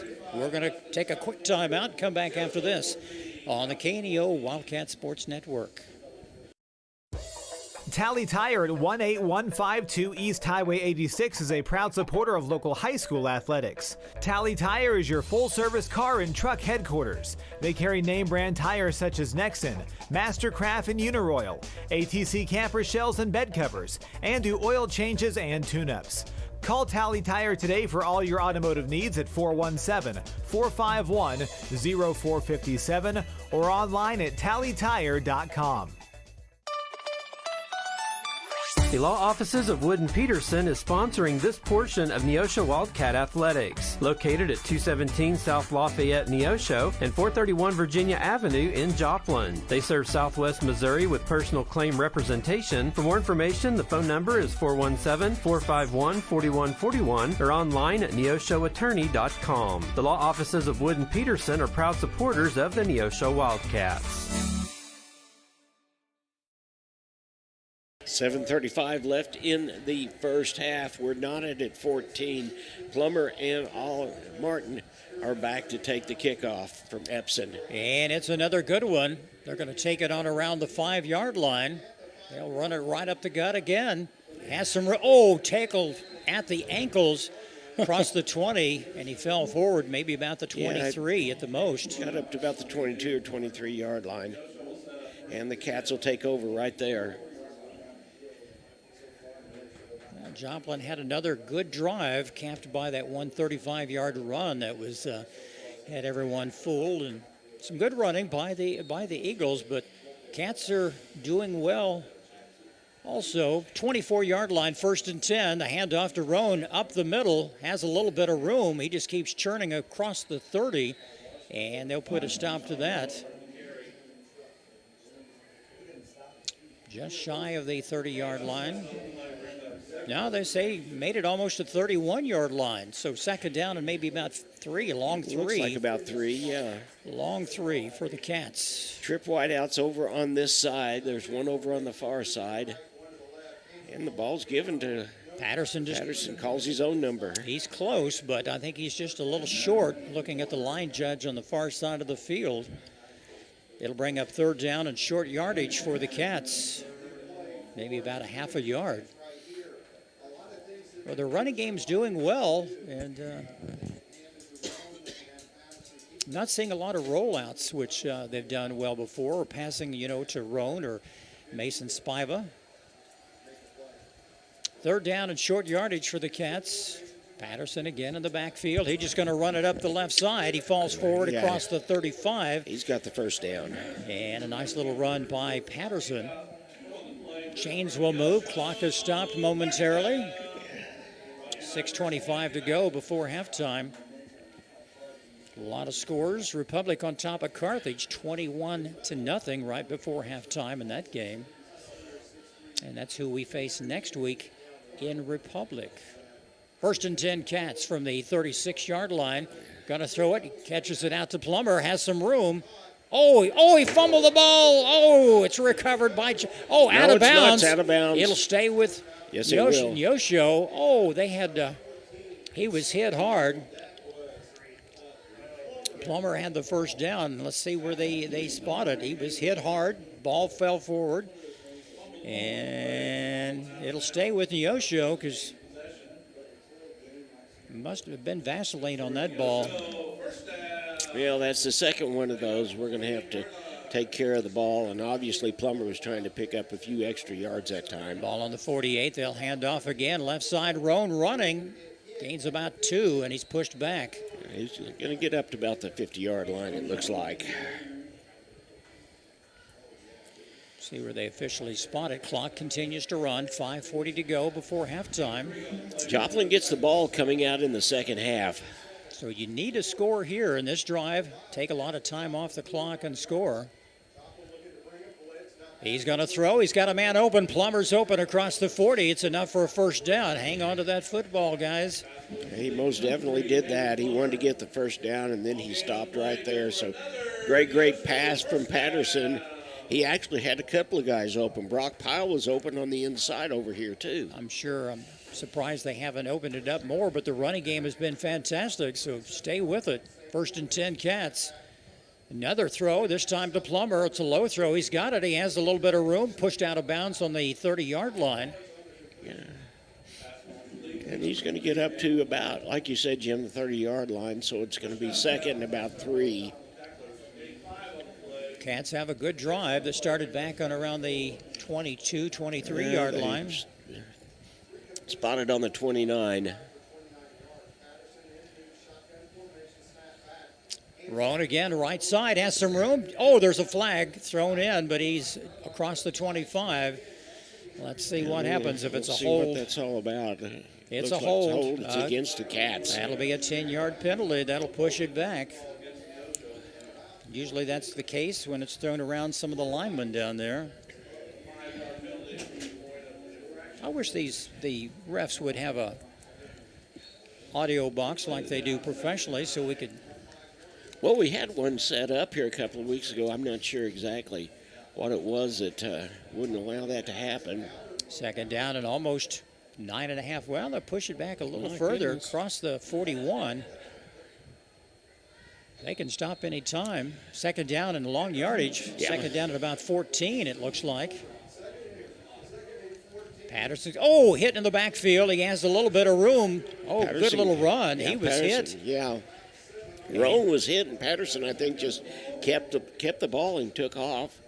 And he picked up about, it looks like about 8 on it. Good little run on a mistake there, misdirection play. He's on the 34-yard line. Third down and still long yardage. Third down and about 7 to go. They get in the. Yeah, we thought that we were going to get him on a hard count that time, but the lineman got back in plenty of time. Patterson back to throw. He's in trouble. He's just going to run. He gets up to the 30. They're about fourth down and about 3 to go, John. Yeah, it is. You go for it? Oh, yeah. There's not a doubt in my mind we'll go for it. Looks like it's 4, maybe 5 yards. You don't want to make a mistake here and have Joplin gain the advantage in the ball game. Trip wideouts on that side and one wideout over here. Patterson back. He's got some room. And he's going to get the first down. Go. Yeah. It's so close where they marked that. He was going sideways instead of falling forward. And the Joplin player moves the ball back out there. He picks it up, and let's see where it is. First down. Yes, thank goodness. That was so close. Fourth down, and they make it. Patterson found some daylight, but then he moved sideways and got hit. And just made it closer than what it should have been. That was exactly what needed to happen. And Coach Jasper, he's not happy with that. He's going to call a timeout to talk things over. Well, he's not. He's looks like the Cats are got to measure. They want to measure. Coach Jasper probably asked for a measurement. And we can't see down there. There's Cats in the way, but it looks like it's a first down. It is. Yeah, it's by inches. So the officials were correct on their 3:51 left. The Cats still have life. And the ball's on the 27-yard line of Joplin. We're down to 3:50 to go before halftime. Score all tied up, 14 apiece. Neosho with a nice drive. Some good running by Patterson. They'll do it again. Roan's not much there across the 25, and he falls forward off right tackle. Yeah, he's going to, he picked up about 2, it looks like. As long as you go forward. Yeah, 2nd and 8. And 3:29 left in the half. Take some time off and score another touchdown. And Patterson back. He's back to throw. Has a man open down at the 20, and he falls forward. It's short of a first down, but a nice catch. That's going to be real close, though. And that was to Plummer. Bring up third down. See how it's spotted. Looks like it's on around the 17-yard line, maybe the 18. It'll be third down, and they're saying about a yard to go for the Cats. Patterson throwing again. Plummer's got it across. He's got the first down, and he's still going. Oh, about 3 guys hit him at once. Oh, hold them tempers, boys. This is where they get in trouble right there when, when you've got 4 guys. Matt, wouldn't you get mad with 4 guys pushing you around? I promise you. Yeah. Well, the Cats get the first down. There's still 3 minutes and 8 seconds left in the half. Ball right on the 20, or should say the 12-yard line. The Whitehead starts the clock. 3 minutes and counting. They're going to take as much time as they can. Play clock down to under 10. Need to hurry. Guys, you don't want to push it back. Down to 5.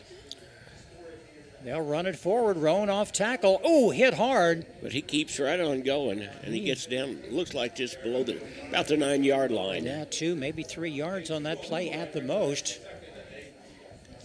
Cats need to get to the 3 in order to get another first down. Inside the 10, this is clock is running. Both teams have all their timeouts. You get 3 apiece each half. No need to waste one here. Clock is running. You want to score? And there's 7 seconds left on the clock. Patterson running right, going back left. He has some room. Oh, there's a late flag. I can only imagine, but he's across the 5. Let's see what they're pointing back towards Neosho. And I believe that's right. Going to be against the Cats. I believe that's going to be another hold. It is, holding Neosho. We'll do the second down over. Well, that's a 10-yarder that brings it back to around the 20-yard line. 19 is where it's spotted. They say they need to get down to the 2 for a first down. They can make a first down without making a touchdown. We're under 2 minutes to go. Stay tuned at halftime for the halftime show, which is brought to you by Freeman Orthopedics and Sports Medicine.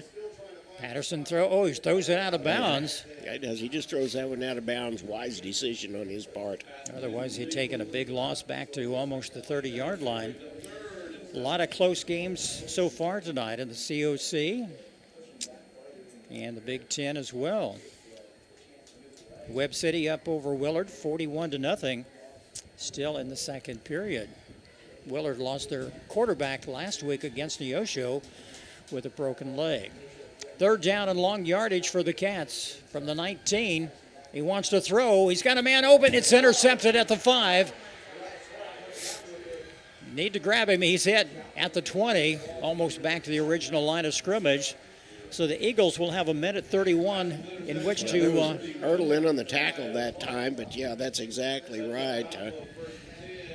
Patterson trying to throw in a lot of traffic, and unfortunately it was a little bit up over Plummer's head.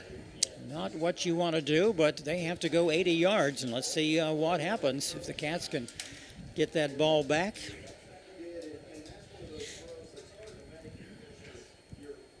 First and 10 Eagles from the right at the 20-yard line. Well, that's the second turnover of the ball game by the Cats. They lost a fumble earlier that led to an eventual touchdown by the Eagles. They get set. Rose back to throw. He's going to go deep. He's got a man open. Almost intercepted by the Cats down on the 44-yard line. Yeah. He threw that ball 35 yards in the air. Nice job by Oliver Martin. Both of them went up at the same time, and Martin got at least a hand on it. Well, the Eagles trying to air it out and gain some yardage. And that ball was meant for Trenton McCartney.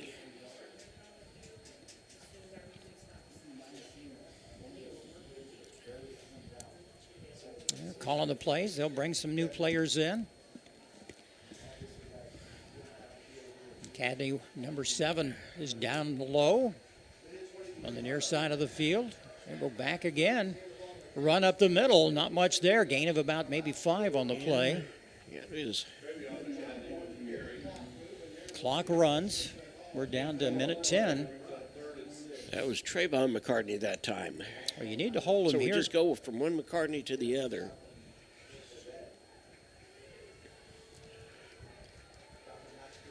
And we're trying to figure out, here we go. They've got trip wideouts on this side.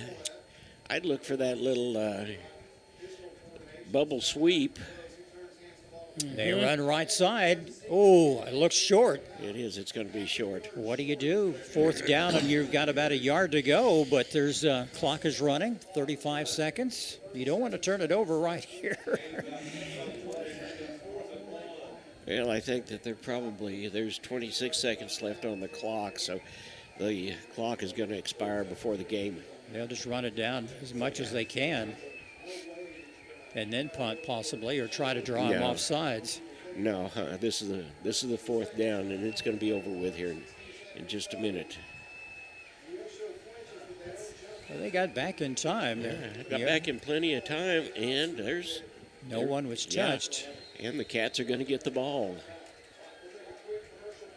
Yeah, there's 1 second left on the clock. So we'll take a real quick timeout, and we'll be right back with you. You're watching Neosho Wildcats on the KNEO Neosho Wildcats Sports Network. A proud supporter of local high school athletics is Numac Electric.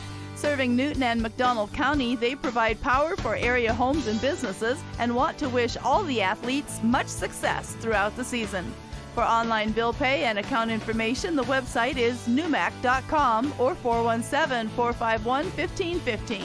Numac Electric, proudly serving Newton and McDonald County, where their slogan is your touchstone energy partner.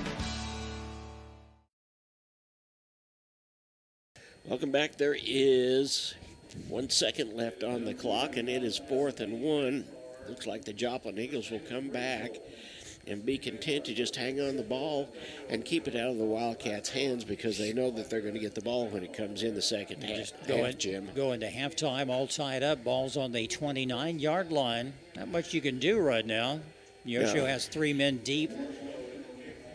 It looks like they're going to... looks like they may try to punt the ball. No, they're just going to hang on and take a knee, and that's halftime. We're all tied up. A good ball game here at Bob Anderson Stadium. It's Neosho 14, Joplin Eagles 14. Let's take another quick timeout and return after this on the KNEO Wildcat Sports Network. The Sports Locker, located at 1206 Neosho Boulevard, Neosho, is a proud supporter and supplier of Neosho Wildcat Athletics. Open 10 a.m. to 6 p.m. Monday through Friday and 10 a.m. to 3 p.m. on Saturday. They carry all the biggest brands, including Under Armour, Nike, and Adidas sports apparel and equipment. Be sure to check out their Facebook page at Sports Locker Team Sales and Specials, or their number is 417-451-9300. Proud supporters of the Neosho Wildcats.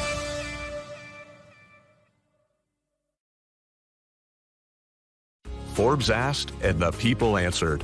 Missouri Farm Bureau Insurance is one of America's best insurance companies. Forbes recognizes what our customers have known for generations. We are committed to protecting families and the lives they built. For auto, home, life, and business protection, call Missouri Farm Bureau Insurance. We've got Missouri covered. I am Josh Dotson with Missouri Farm Bureau Insurance Services. If you're in Missouri, I'm for you.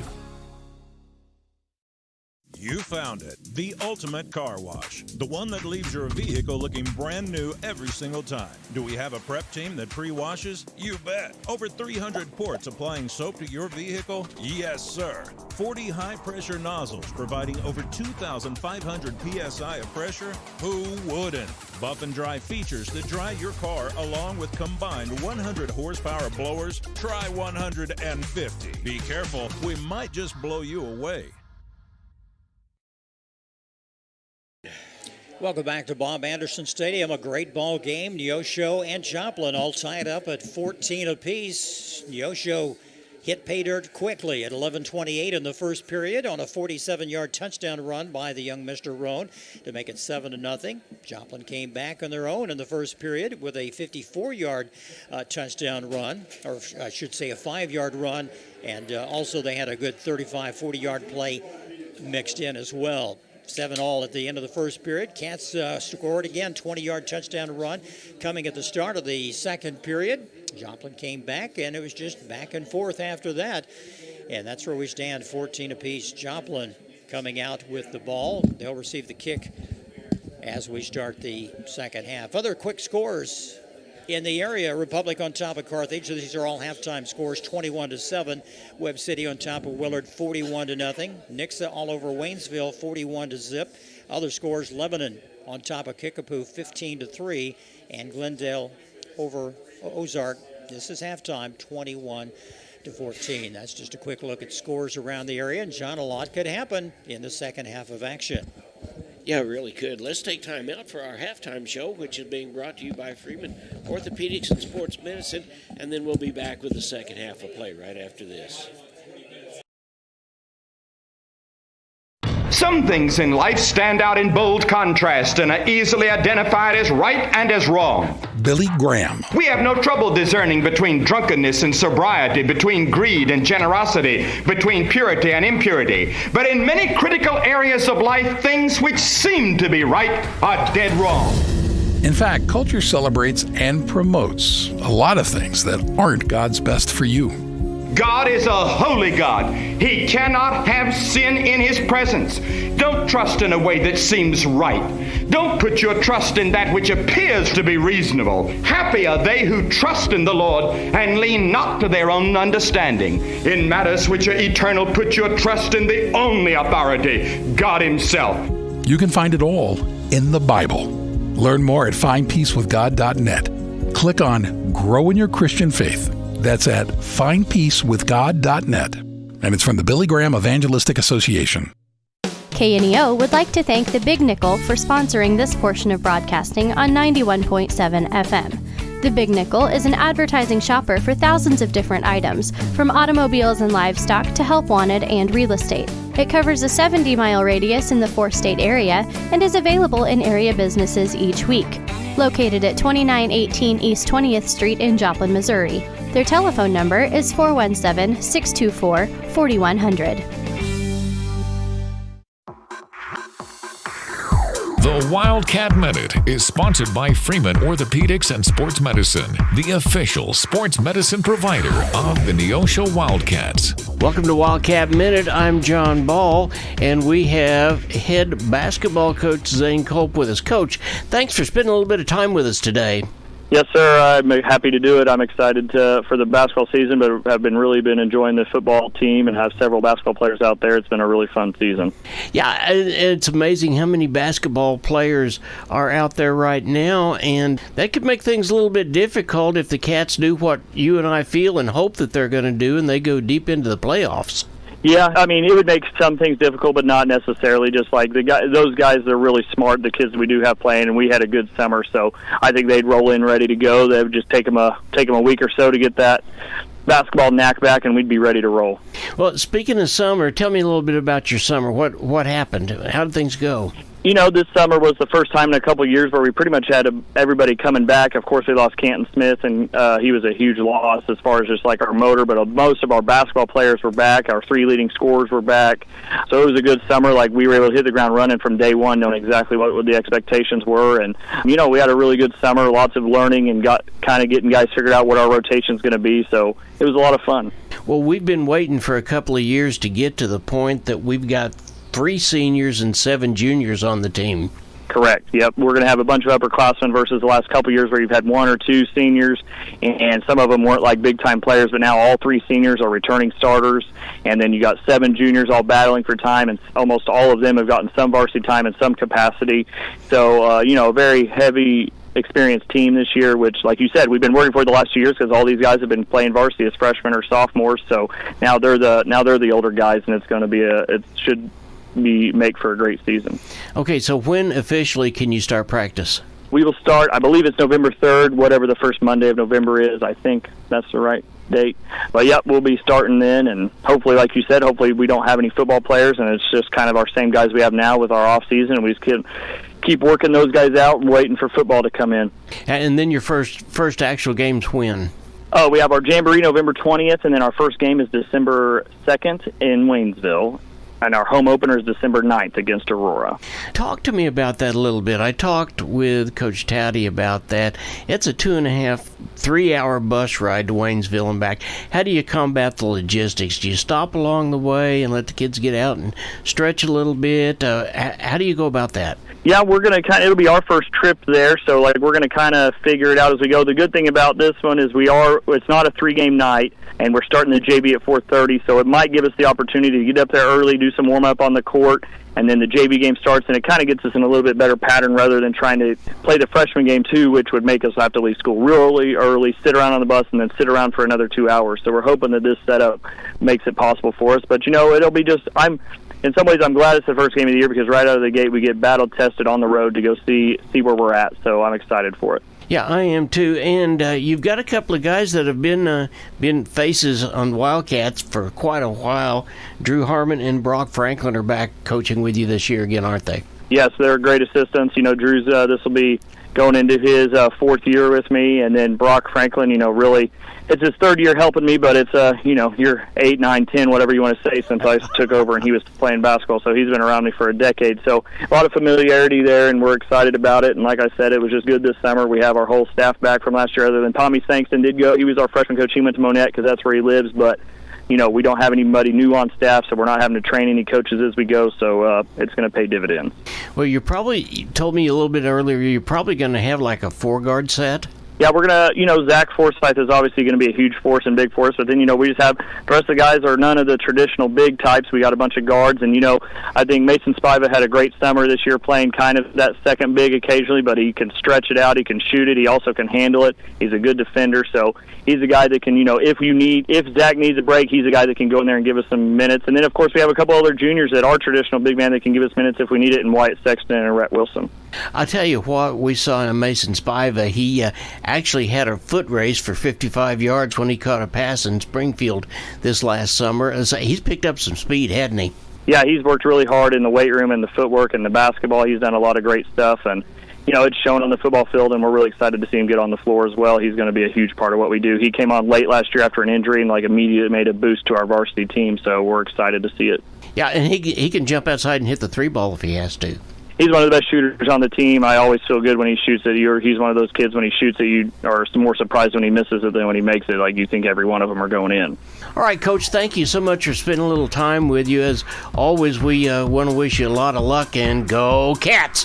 Thanks, John. Thank you for listening to the Wildcat Minute, sponsored by Freeman Orthopedics and Sports Medicine, the official sports medicine provider of the Neosho Wildcats. A proud supporter of local high school athletics is Numac Electric. Serving Newton and McDonald County, they provide power for area homes and businesses and want to wish all the athletes much success throughout the season. For online bill pay and account information, the website is numac.com or 417-451-1515. Numac Electric, proudly serving Newton and McDonald County, where their slogan is Your Touchstone Energy Partner. If you're a weekend warrior who likes to go, go, go, don't let pain put the brakes on your pace. When you need help with an injury that keeps you from moving, you want an orthopedic team with a proven track record. Freeman Orthopedics and Sports Medicine is nationally recognized and were recently named CareCheck's #1 hospital in the market and top 10% hospital in the state for hip fracture repair. Freeman Orthopedics and Sports Medicine, the experience you need to keep pace with life. A nonprofit organization, a sponsor of high school sports.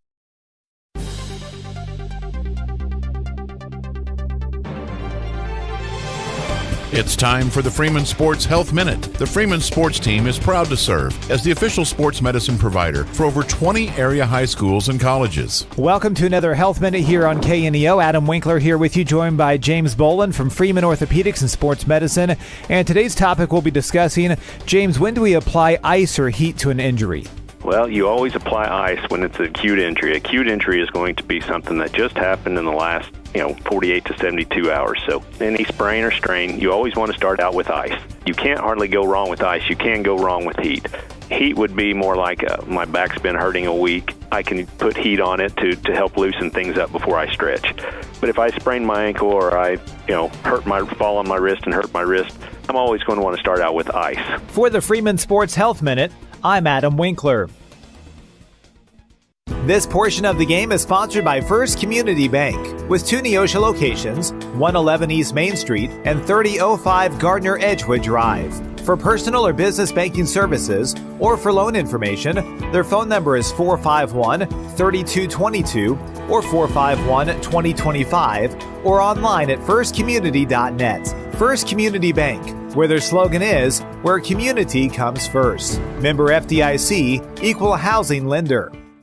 I'm Bryce Johnson with this Unpacking It Sports and Faith Minute. It seems to happen every football season. A player is about to score a touchdown, but they lose focus and drop the ball before they actually cross the goal line. In our own lives, we often get distracted and lose focus on what's most important. Instead of focusing on the end zone, we get caught up in worldly pursuits or worldly troubles. When we aren't focused on God first, it's like walking into the end zone without the ball. It's pointless. Instead of being distracted, anxious, and impatient, we can hold on to the promise of Matthew 6:33. But seek first His kingdom and His righteousness, and all these things will be given to you as well. As we seek what's important to God, everything else finds its proper place, and we have all we need in Him. Today, are we dropping the ball because we've lost focus, or are we seeking God above all else? I'm Bryce Johnson, and you can unpack that. For more, go to thesportsdevotional.com. And welcome back to Bob Anderson Stadium. We still got about 10 minutes before halftime is over, and the Cats are tied with Joplin 14-14. We're going to take another timeout, and we'll be right back. The Neosho Area Chamber of Commerce invites you to download the new Experience Neosho app, available for free on the Apple and Google Play Store. Your guide to eat, shop, play, and stay in Neosho, and your direct link to KNEO Wildcat Sports. Download the app, register to win weekly prizes, and listen to your favorite Wildcat sports. Good luck, Wildcats. We can't wait to hear you ring that bell. Some things in life stand out in bold contrast and are easily identified. Joplin and Neosho at 14 apiece. A lot of scores around the area. It's halftime. It's about 10 after 8. And it's halftime also in Seneca and McDonald County going at it. Seneca on top 28-12. Mountaineers of Mount Vernon all over Parkview 7-0. Other scores in the Big Ten. Here's a good one we're happy about. East Newton leading Aurora 26-7. Cassville and Nevada are tied at 14 apiece. Lamar having some tough time this week against Monad. It's 24-14. Let's go back to the COC conference. Lebanon over Kickapoo 15-10 at halftime. Republic all over Carthage 21-7. It's halftime. These are all halftime scores. Webb City 48, Willard Tigers nothing. Nixa all over Waynesville, 48-0. Glendale, 21. Ozark, 14. And let's head out, see if there's any other. Carl Junction, hang on just a minute. Got a fly down my throat there, I think. Carl Junction and Branson going at it. Branson up 21-17. And Logan Rogersville, 32. Marshfield, 0. Let's look at some of the scores around the area right now, all halftime scores. And John, the Cats average 49 points a game. They've got some work to do in the second half if they're going to pull out a victory. Yeah, there's no doubt about it, but I know Coach Touty well enough to know that we will come back at halftime and we'll make some adjustments. The only thing about it is Coach Jasper knows Coach Touty well enough to know, and he'll make the adjustments as well. I think it's going to be an exciting half of play. Certainly will be. We started out like gangbusters, 2 plays right at the top of the ball game. Cats received the opening kickoff. They scored on 2 long runs from Blaine Patterson, then a 47-yard touchdown run by Roan to make it 7-0. But Eagles came back. They've had an answer to both touchdowns by the Cats so far in the game. It is halftime in Neosho. Olivia Emery is the queen of the ball, as you might say. She was crowned the queen in pre-game festivities tonight. It's also a reunion weekend in Neosho. A lot of activities tonight, even after the ball game, and alumni have come from all across the country to be with us tonight. Some of them stopped in just to say howdy, and activities around the area tomorrow, some around the square at different establishments, and just a good time to see folks that you haven't seen for quite some time. We won't say years, John. That makes us seem old, but you know, at our age, we go to reunions to go, who are those people? You know, you haven't seen them in 50 years at times, and yeah, and I'm not going back because they're all a bunch of old people. Well, I'm glad you said that. I didn't want to say that. I was trying to be nice, but no, we all age. It's just a fact of life, but we're still alive and kicking, and the band had a good performance tonight, the award-winning band, and they have competition. Next week they head up. I think they'll be in competition, and there's always activities in Carthage with Maple Leaf Festival, and there's a festival in every community, I think, from now until Christmas time. And we'll be hosting the annual Joplin Christmas Parade again. That'll be in the first week of December. Be here before you know it. Yes, it will. Let's grab another timeout. We've got about 5 minutes to go, and we'll be back. You're watching the Neosho Wildcats. It's halftime. The score is 14-14 with the Joplin Eagles. We'll be right back after this. You found it, the ultimate car wash, the one that leaves your vehicle looking brand new every single time. Do we have a prep team that pre-washes? You bet. Over 300 ports applying soap to your vehicle? Yes, sir. 40 high-pressure nozzles providing over 2,500 PSI of pressure? Who wouldn't? Buff and dry features that dry your car along with combined 100 horsepower blowers? Try 150. Be careful, we might just blow you away. The Roper Kia 4-State Sports Report will provide up-to-the-minute scores and highlights from around the 4 states.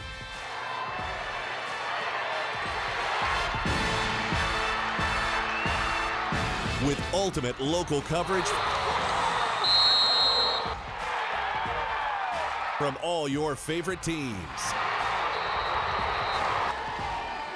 The Roper Kia 4-State Sports Report, weeknights at 6 and 10 p.m. McKay Quality Roofing is a proud supporter of KNEO Radio and the Neosho Wildcat Sports Network.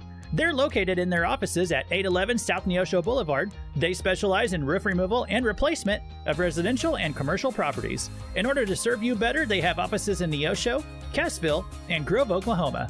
Call McKay Quality Roofing at 417-455-3326 for a free quote, or go online at McKayQualityRoofing.com for more information.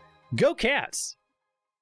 At the Hillcrest Church of Christ, we're striving to be His own people, eager to do what is good. Join us for worship at 10 and 6 Sundays, and for class Sunday morning at 9 and Wednesday evening at 7. You're sure to find a warm welcome and friendly people seeking to please God according to His Word. Wildcats, join us every Tuesday morning before school for Devo and Donuts at 7 a.m. Learn more about the Hillcrest Church of Christ at neoshochurchofchrist.org. The Freeman Family YMCA is a proud sponsor of high school sports. Serving the 4-state area, the Freeman Family Y believes in putting Christian principles into practice through programs, building a healthy spirit, mind, and body. With 2 locations to serve the area in Grove, Oklahoma, and Neosho, the Freeman Family Y open 5:30 to 9 Monday through Saturday, 1 to 5 on Sunday. For more information, you can go online to ymcaswmo.org or call us at 417-455-9999. Americans have a big healthcare problem. Over 100 million citizens carry medical debt while spending on overpriced and complicated health insurance. As Christians, we don't have to pay for a broken system. Christian Healthcare Ministries is a faith-based alternative to health insurance at half the cost. Plus, you can enroll at any time. Stand up to insurance and join CHM today. Welcome back to Bob Anderson Stadium. It is halftime here at the homecoming. As we said earlier, congratulations to Olivia Emery for being the homecoming queen. Jim, I think one of the things the Cats are going to have to do is first we're going to have to toughen up on defense. Certainly, second half, anything could happen. It's going to see who is the hungriest, per se, and who's going to win this football game. The Eagles come out. They'll receive the second half kickoff. And the Cats need to really show their muscle and put a stop to everything as we start the second half. Yeah, and keys to the Cats, we talked about intensity and how important intensity is, and the team that has the most intensity is going to win the ball game tonight. I'm putting my money on the Cats to go over there and ring that bell at the end of the game. You know, I think they should have learned when we played Webb City a few weeks ago in the second half. You know, we had the lead, we came out, we were cold as we started the second half, and we're shut down, and they gained momentum, and we don't want that to happen tonight with a very fine Eagle team. Scott, we're all tied up here, and as we start the second half, 14 apiece. Joplin coming in with a record of 2-4. Neosho with 5-1, but don't let the records fool you because, you know, in the back of their minds as well, we have not defeated Joplin in the past 7 years, and we've taken a thrashing up at their house at Jung Stadium time and time again, so it's a little payback time. Homecoming, a little more incentive tonight, and a good crowd, a good packed crowd here tonight at Bob Anderson Stadium. Well, I'll tell you what, Jim, the first two plays of the ball game where Patterson called his own number and then gave the ball to Keyshawn Roan and we scored, I think that was a wake-up call for Joplin. We probably should have let that sleeping giant lie just a little bit longer, but hey, far be it from me to tell a team not to score when you get an opportunity. You know, two great plays right off the bat, and it kind of reminded me of the game against Wayneville where they scored on that 91-yard play off the bat, then they had an 80-yard run, and, the Cats like to strike first and let the other team play catch-up, and that's what Joplin has been forced to do tonight. But some good plays on both sides. Patterson had one interception that stalled a drive. They also lost the ball down on the 34 on a fumble, and that led to an eventual touchdown by the Joplin Eagles. Well, I have a real strange feeling that our secondary is going to make some adjustments, and we're not going to see those guys throw at will the way that they did the first half, and that's going to tighten things up a little bit because if we've got to make them run the ball, and they do a pretty good job of that, and our linemen have an opportunity to stand there and watch and make them commit first, I believe it's going to be a different story. Certainly could. And, the quarterbacks, they both have strong arms. We saw Rose throw the ball 35, 40 yards down the field, and Patterson has the same ability. Patterson's hitting some of his backs. They haven't really used Roan coming out of the backfield like they have in the past for some little short passes because he can, catch and run. He can gain 10 or 15 yards on some of those plays. But Plummer's been in there, and I don't think Spiva's caught a ball yet tonight. Yeah, he's caught one. He caught one, and Brock Pyle, I think, had one earlier. And I'll tell you, the guy that we're really missing, though, on that wide receiver core is Lincoln Howard. He's, as we said, he was going to be a game-time decision, and probably if he did get to play, they would put him in on defense. But it just, at this point, I mean, he caught two really nice passes last week for touchdowns, and that's just an element. He brings a different element of the game with him when he comes. He had good runs last week against a Willard team. Willard getting defeated tonight, Waynesville also, and, we'll see. In just a few weeks, we'll have some pairings for district action, and hopefully we'll have a first round game here at Bob Anderson Stadium like we did last year. We won that first district matchup, and then we had to go on the road to face a fine Carthage team. But all these teams in the COC are extremely difficult, and there's no pushovers whatsoever, and you have to watch out for some of the teams with a not so beautiful record like we've experienced in the past, or Republic or Carthage. But the Cats with a record of 5-1. We hope to make it 6-1 after tonight. We have 24 minutes of actual playing time, and teams are back on the field, and Neosho is ready to kick off to the Eagles. Yeah, and then kicking off will be the sophomore Tanner Shoddy, and he's been kicking the ball off, but he's also been playing in the secondary. He's been flying around. He's making some tackles, too. He's going to be playing very, very well in Neosho's future. Another quick score. Republic on top of Carthage, 21-14, now in the third period. That's a big score there. Both those teams coming in with the records of 5-1 in the COC, and they're both district action teams for Neosho. Yeah, and we're getting ready to settle out. Joplin is over there now. Looks like it is going to be number 4 and that is Lane Royal back. Now, Shoddy has not kicked the ball that far out so far. It's been one of the upbacks who's got it each time. We'll see if that changes any here. He does have the leg, and he does have the ability to go ahead and kick the ball quite a little ways. And we're ready for second half action here on the KNEO Wildcat Sports Network. The kick, it's decent, going to be taken on the 25 on the run. A good run off right side, and almost to midfield, taken down on the 47-yard line. So the Eagles will start in very good field position, something we didn't want to see happen.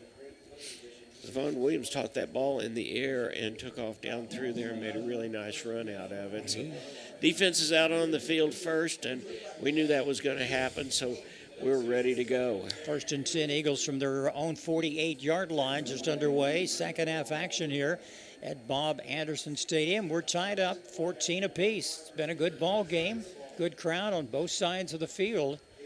A lot of folks from Joplin and a packed house from Neosho. Handoff off to the right side. Oh, good. A pushback. No gain on the play. Yeah, that's exactly right. And that was Rose handing off that's to number 28, Trevon McCadney. Yeah, McCadney. That's right.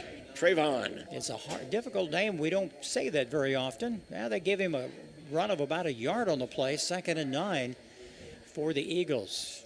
Cats really need to make a stand right here and not let them gain some yardage. Yeah, we have got to get our defensive ends to come across and turn the ball inside and then make the tackle if they have the opportunity. There it goes again, and that handoff is going to number 2. And he is going to pick up the first down. He's tackled in there by Winkler. A little short of the first down. It's going to be 3rd down and maybe 2 yards to go for the Eagles. Yeah, that was Gabe Tralla. We've not seen him in the ball game yet, so he was just in there for a minute, and now he's back out. Well, it's 3rd down and short, ball on the 44-yard line. We're inside Neosho territory. Rose is set up with 2 wideouts over on this side and tight end over on the other side. And there goes the ball again. Handed off. He has the first down across the 40 to the 39. That'll move the chains. Another first down for the Eagles, and the drive stays alive. Tackle was made that time by Winkler. The ball gets through like that, unfortunately, and we've got our linebackers making a lot of tackles. That tells us a little something. First and 10 Eagles from their 40-yard line of Neosho. The Cats can stop them. We've had a couple of times that we turned the ball over. They turned the ball over on downs. So that is very possible. That's in the realm of possibility. Rose in the backfield. It's McCadney. Oh, he's hit in the backfield, but he gets back to almost the line of scrimmage. Yeah, I'll tell you what. He was hit by about 3 different people then, Jim. And one of the things that we talked about at halftime is we've got to wrap up when we tackle. He was almost thrown for a 5-yard loss, and he fell forward. They shuffle Rose and McCadney in and out of the position of quarterback. McCadney in there right now as the primary quarterback. Rose, they'll move him as wide receiver here on the near side of the field. 2nd down and long yardage. About 11. Let's see what the Cats can do. He has some room. And he's taken down almost the 35-yard line. Pickup of about 6 on the play. It's taken down that time by Tanner Shoddy. And it looks like it is going to be 3rd and long. This is the play right here, John. You want to put a stop to it. See what Coach Jasper has in his playbook, what they want to do. The ball spotted on the 36-yard line. 3rd down, and let's see where they spot. Good 6 yards. Well, you got Zavon Williams, who we've not seen play just a whole lot. He's in motion right now, and he's in that slot position over on the other side, and Rose is going to air it out. He's got a man open. He's knocked out of bounds. I think he's going to be short of a first down. It'll bring up 4th down. Yeah, that was McCartney again. He didn't gain much. He was pushed out of bounds quickly. Ball will be spotted on the 34-yard line. It's 4th down. They're looking to see. They may very well, at this point, the Cats would have pretty good field position if they don't make it, but... Big play right here from both squads. It's 4th down and about 4 yards to go. Ball on the 34-yard line of Neosho. And Rose back. He's got a man open. No, it's he does knocked not away. get it. Cats hold. Great job in there by the Cats to knock the ball out of number 3's hands, and that was Williams that we talked about, so the Cats get the break they need. John, if you believe in deja vu, same play right here where the Cats fumbled, led to an Eagle touchdown. It was also on the 34-yard line in the first period. So the Cats take over, 1st and 10 on their own 34, holding, and a good stance by the Wildcats. And there goes the ball. Oh, fumbled! Oh, no! It looks like the Cats, it does look like Joplin has it. Say the official. They're saying it. Yes. Now there's an official making that decision. Joplin recovers the fumble. On the 29-yard line, it was in and out of the hands. Patterson trying to make something happen, and you're going, oh, no. A good stance, and then that happens. So Joplin gets it right back after one quick play by the Wildcats. Ball on the 29-yard line. 1st and 10, Eagles. 8:37 to go in this third period. Well, hopefully those kind of mistakes are not going to come back to haunt the Cats, but one of the ways to do that is to stuff them right here, and then let's go score. Long count, one man in motion, Rose in motion. They pitch it back to Rose. He's going to throw.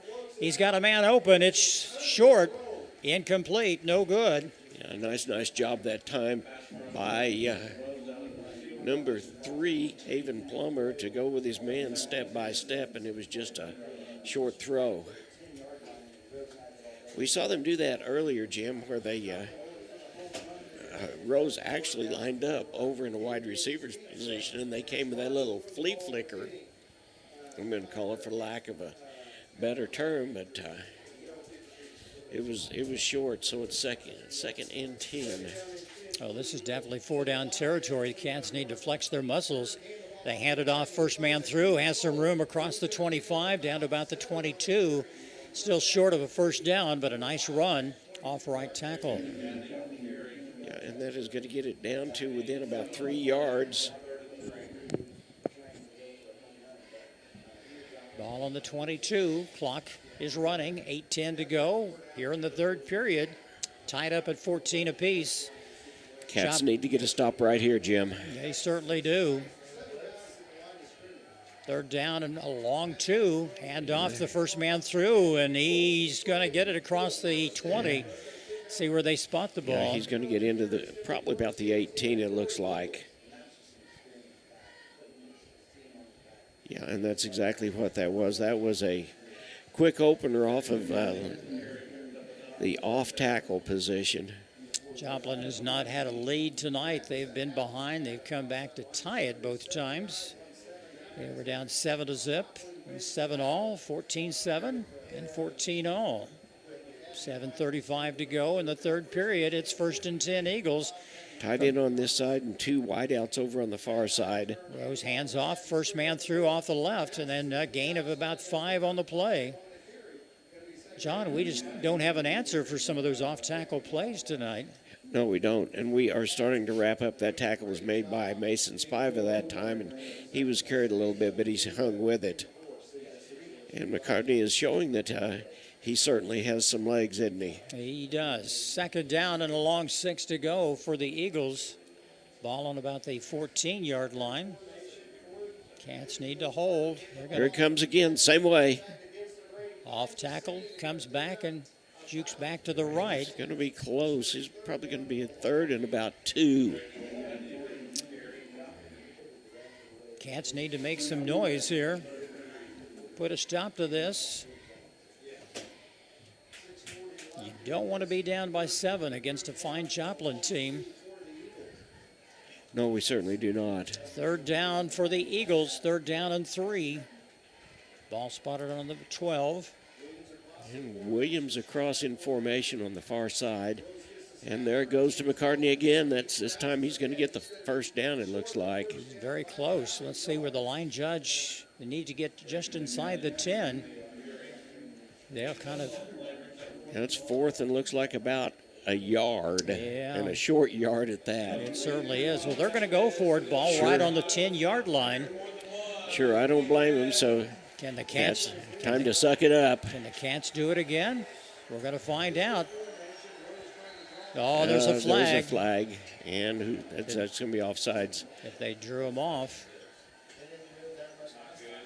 Looks like it's going to be on the Cats. It's yes, against it is. Neosho. That'll be a 1st and goal for the Eagles. Not what you want to see this stage of the ball game. 5:48 to go in the 3rd period. That'll move it down to the 5-yard line. Well, I understand the Cats are doing everything they can to right the ship, but we need to realize what brought us to the dance and go back and do those things. Now we're lined up, and goal line stances seems to be one of the things that we can do. Well, the Eagles will have 5 chances to make 5 yards to gain the lead. They'll hand off again. First man through. Taken down at about the 2. Nothing fancy. Just a lot of pushing and shoving up amongst the first. Here's Shoddy back in the ball game. Mason Spiva limping just a little bit as he comes off. He plays both ways at times. Clock running, 5 minutes to go. And counting, it's 2nd down and goal from about the 2-yard line. Cats need a big stuff right here. One man moves to the right side. He's set. Williams in motion. And there it is. And it's off tackle. Touchdown Joplin. Off left tackle. 2-yard run. It's McCadney. Trayvon. Comes at the 4:43 mark in the 3rd period. And that's the first lead of the ball game for Joplin tonight. 20-14. Extra point attempt coming. They have a good kicker with Empson. And he'll kick it from the 10. It'll be a 20-yard attempt. Long snap count. The kick is up. It is good. Joplin leads Neosho 21-14. Let's take a quick timeout. Come back after this on the KNEO Wildcat Sports Network. What does a culture of excellence look like? It looks like her, him, and them. It's where future educators, innovators, lifesavers, and global leaders call their home. It's a place where immersive learning environments can help empower students to command a future in their field. Come experience excellence at Missouri Southern State University. Looking for a personal checking account with real rewards? Open a Community Choice checking account at First Community Bank and earn up to $200. Get $100 when you set up direct deposit and another $100 after just 15 debit card purchases. No monthly service fee, free online and mobile banking, and interest paid on your balance. Open your account today with just $50 and start enjoying the perks. Call 888-780-8391 or visit firstcommunity.net for details. First Community Bank, where community comes first. Member FDIC. See bank for complete details. 4:43 left in the 3rd quarter. Joplin up by a score of 21-14. Getting ready to kick off is Epson. Neosho going to have to play catch-up ball here. It's a kick. It's a good one. Going to be back by inside the 5. Taken at the 1-yard line. Cats will run it across the 15. Got some room. Oh, and the fumble again at the 20. Knocked out of his hands. And Joplin regains possession. Oh, what a tough break for the Cats. Yeah, I'm not sure what's going on, but we are not hanging on to the ball. And you can see the defense coming onto the floor. They're pretty dejected as that's a second fumble like that in the last 4 minutes. And Joplin's got the ball on the 19-yard line. Just a tough break. 21-14, Joplin on top. They regain possession. And they'll be knocking on the door again. Cats see what we can do. We've done it before.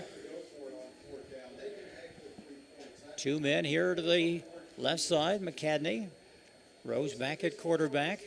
Goes back to McCadney. That seems to be working really well, but he gets hit, and he is probably picked up a yard, maybe 2. Not much there. He's hit initially, John. He slips away and gains just a couple on the play, and They're not throwing. I mean, everything's working with the running, and they're going to. Yeah, the running game is certainly working. And they're just taking time off the clock. They're happy with that.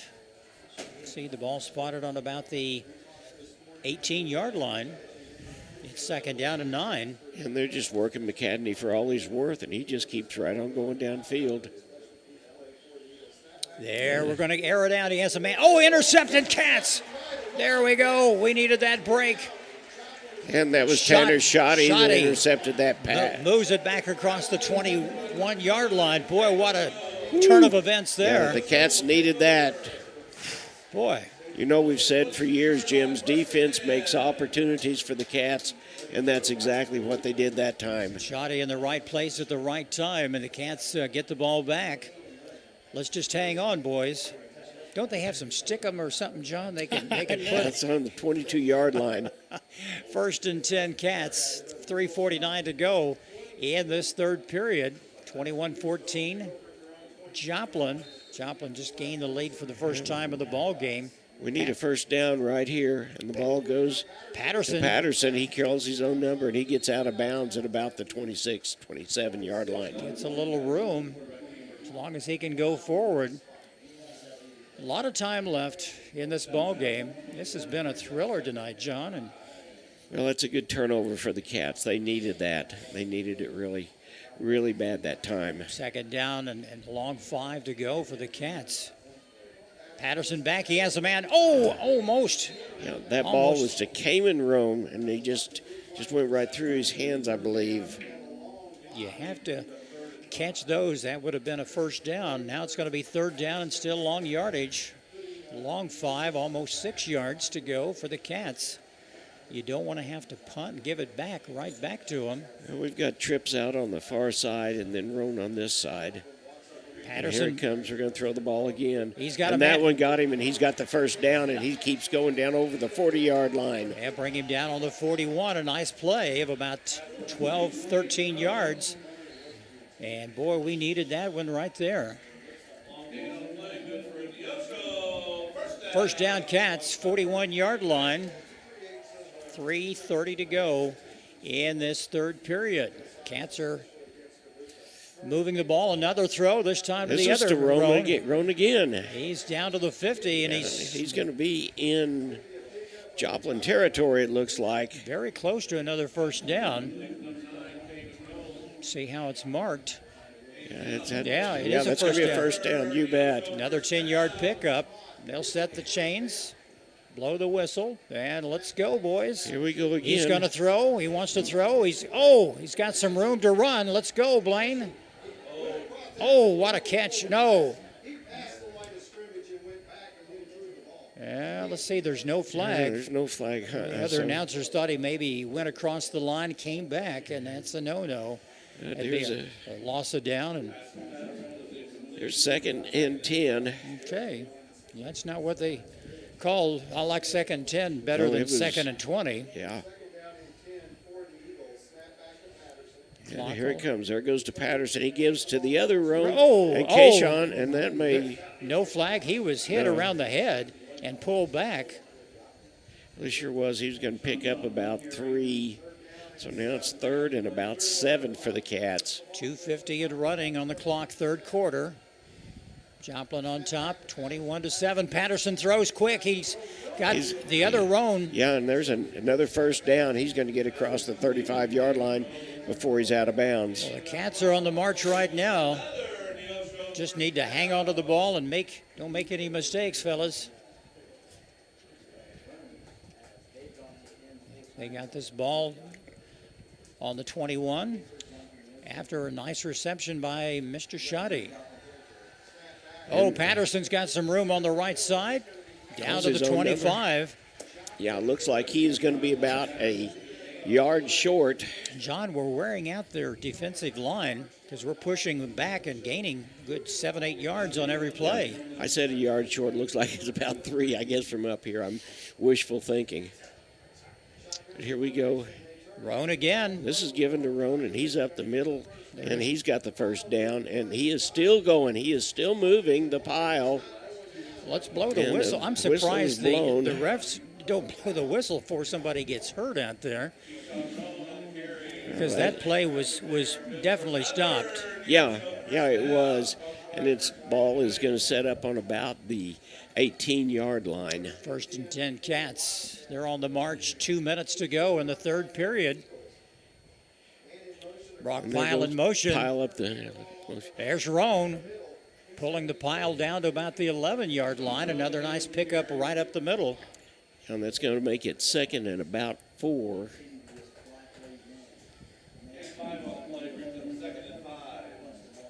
Second down and 5 for the Cats. Ball spotted on the 13. And here comes Patterson, and he's got the first down, and he is down into about the 3-yard line. That should make it 1st and goal for the Cats. Yeah, they'll mark it, bring it back a little bit down on the 4-yard line and see what the Cats can do. They need a touchdown. Give this to Patterson, and he's going to go in, and he got close. So close there. He's tripped about, up. I thought he was going to make it in, but he's down at about the 1 foot mark. Yeah, it's going to be 2nd and goal from within the 1. So close. Roan talking to the umpire. Official about something. Umpire tonight is David Cox and his crew doing a good job. 2nd down and goal. Let's go, boys. And there goes Patterson. Up and the I middle. believe he's got the touchdown. Let's see and the we're signal. Waiting for the officials to make the signal. The Cats are making it, but the officials are not. It was very close. And they're looking at it. Touchdown. There it is. Touchdown Wildcats. 1-yard TD run by Patterson. Extra point will tie it up. That's coming at the 43-second mark left in the third quarter. Matt, we might need some smelling salt later on after this ball game. It's been back and forth. What a game we have in Neosho tonight. Here comes the extra point. Shotty gets the chance to get the extra point, and there's a kick. It's up, and it's good. No good. It's off to the left. No good. It looked good from here, but you could see it curving. 21-20. With 43 seconds left in the quarter, the Cats 20 and Joplin 21. We'll be right back after this. You're watching the Neosho Wildcats on the KNEO and Neosho Wildcats Sports Network. Amry Roofing and Construction, based in Seneca, Missouri, specialize in roofing, siding, guttering, remodels, decks, and new construction. They also handle concrete, fire, and flood mitigation, and even work directly with your insurance claims. 417-389-6986. Whether it's a small repair or a major project, you can count on Amry Roofing and Construction for quality, integrity, and craftsmanship. See more online at amryroofing.com or find them on Facebook. Today's event is being supported by Banner Church of the Nazarene, located at 597 North Fork Road between Anderson and Goodman. Banner Church of the Nazarene services are Sunday school at 9:30 and family worship at 10:30. Check out their special Sunday night youth fellowship. Wednesday services begin at 7, offering adult Bible study, ladies Bible study, youth and children's services. Contact them at bannerchurch.com, 417-364-7461, or dennis@bannerchurch.com. 43 seconds left in the third quarter, 21-20 in favor of Joplin. Tanner Shotty getting ready to kick the ball off. And there it is. It's a short push type kick. Oh, caught by 29, and he downs it right there. And it's down on the 40-yard line. The 29 was Trayvon Simmons. Yes. A lot of Trayvons there on this team. Well, good field position for the Eagles as they start the final drive in this third period. Cats need another turnover. That was just tough luck with the extra point. It just curved to the left just slightly. And that's the difference in the ball game right now, 21-20. Joplin on top. Rose in the backfield. Yeah, McCadney back behind him, and they give this to McCadney, and he goes right up the middle. But he's tackled in there by, looks like number 2. And that is Lincoln Howard. We wondered if he was going to get into the ball game or not, and yeah, he has. Ball on the 46-yard line. It's going to be 2nd down and 5 to go for the Eagles. They're not doing anything spectacular, just running left, running right, and gaining yardage. taking time off the clock. He's back to throw. It's complete. On the far side, there's McCadney. Yeah, he's going to have the first down. Good pass, good quick pass. Cross midfield. They'll bring it into Neosho territory down to the 44-yard line. See what the Cats can do. We're down to 7 seconds left in this third period. And the clock has stopped. Yeah, we're waiting to move the...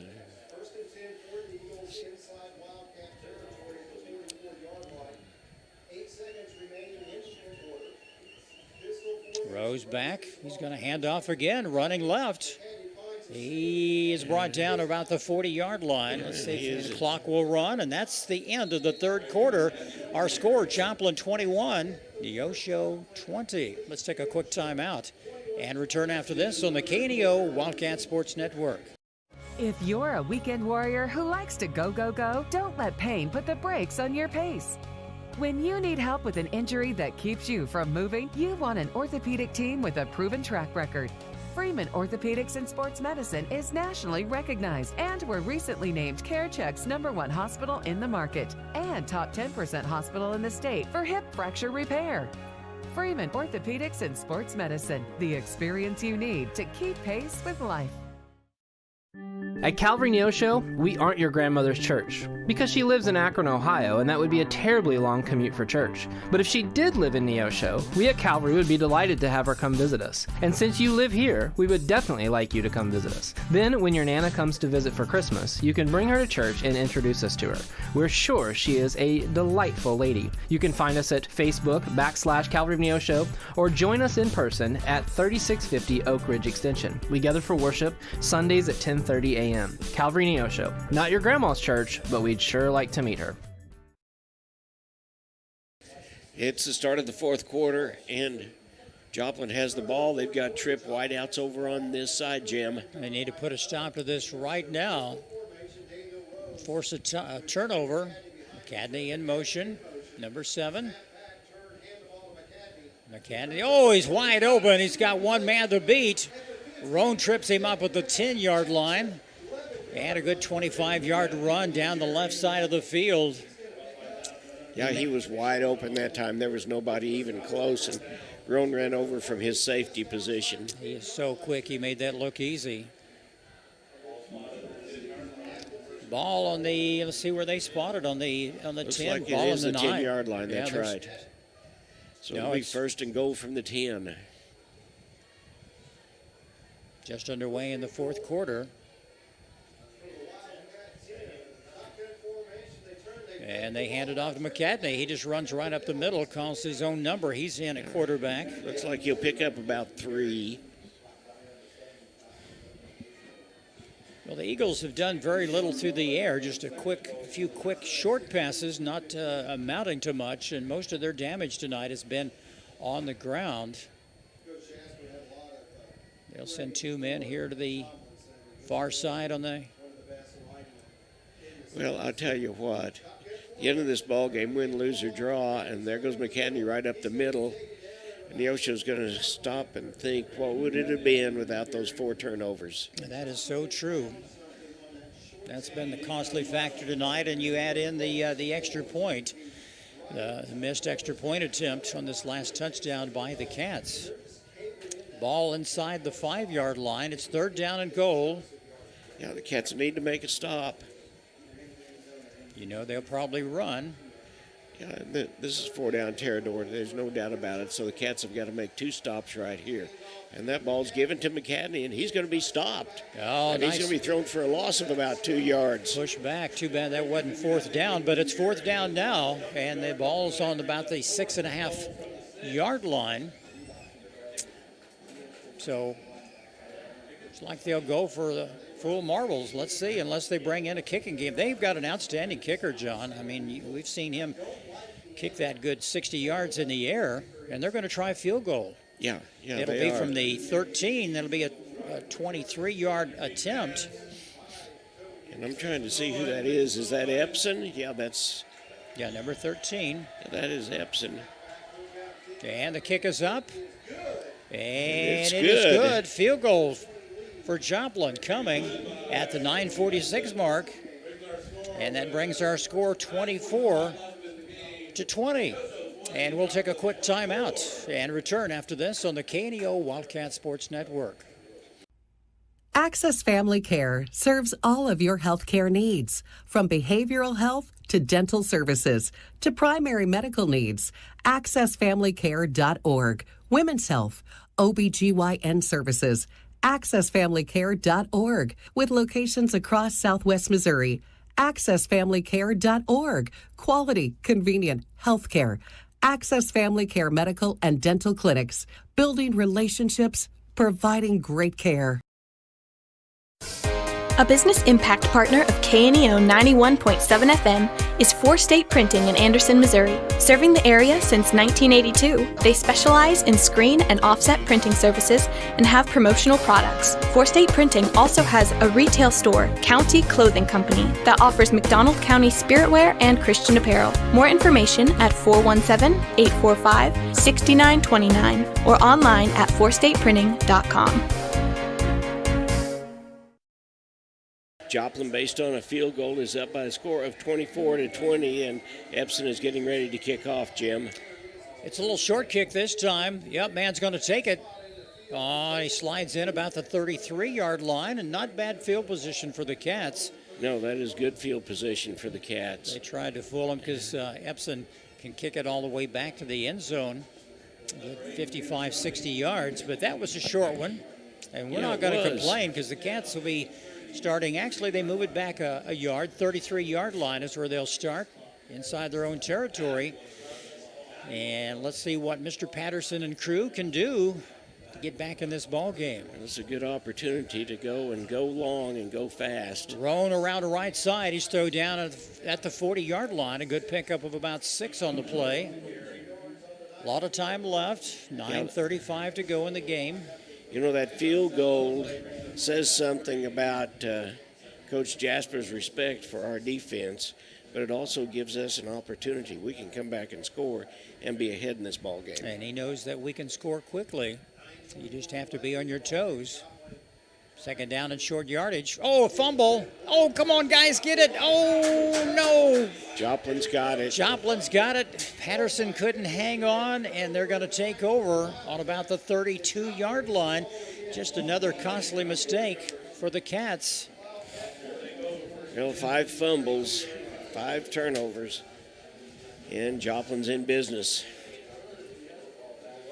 You know, you can only do so much, and that's just another tough break for the Cats, but let's hope for a turnover. They got one the last time they had fumbled.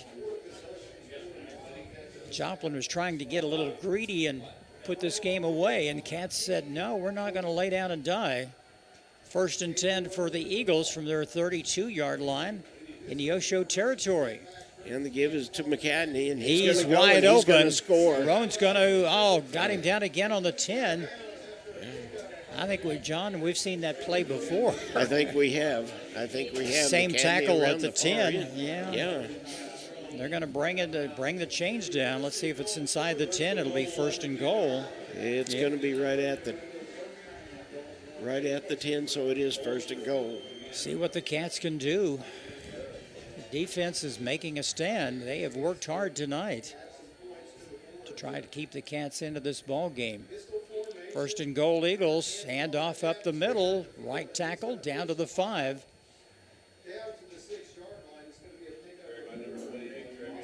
Just straight ahead football, smash mouth football right now. Yeah, 8 minutes and 41 seconds left in the ball game. Well, the Cats don't want to get down here. A touchdown would be 2-possession game, John, and difficult for the Cats, but this is an important series right here. 2nd down, they move it back just shy of the 5-yard line. And there it goes to McCadney one more time, and he's going to go in and score. He's going to fall. Touchdown, Joplin. That's coming at the 8:14 mark. 6-yard TD run. And that puts the Eagles up by 10. It's 30-20 with the extra point coming right now. John, it's going to force the Cats to score quickly. We're going to have to score quickly, and I would say we will go to the air, and we will do just that. Extra point coming. The kick is up.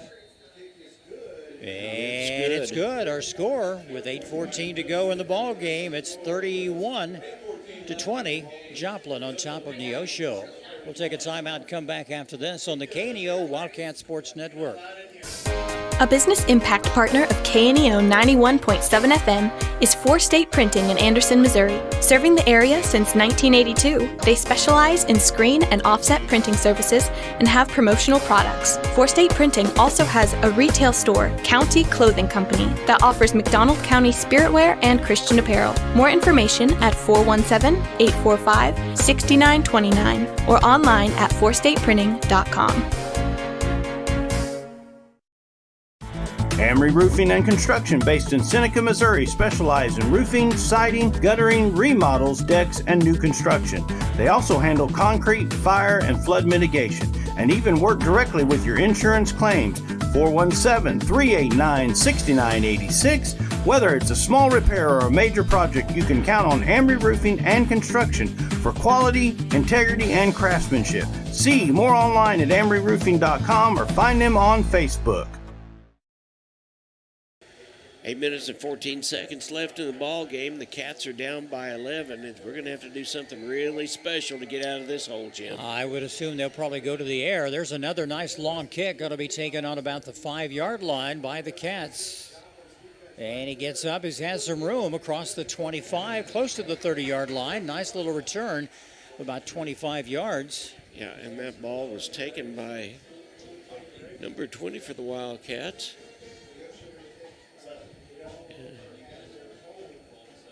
Samuel Stamp.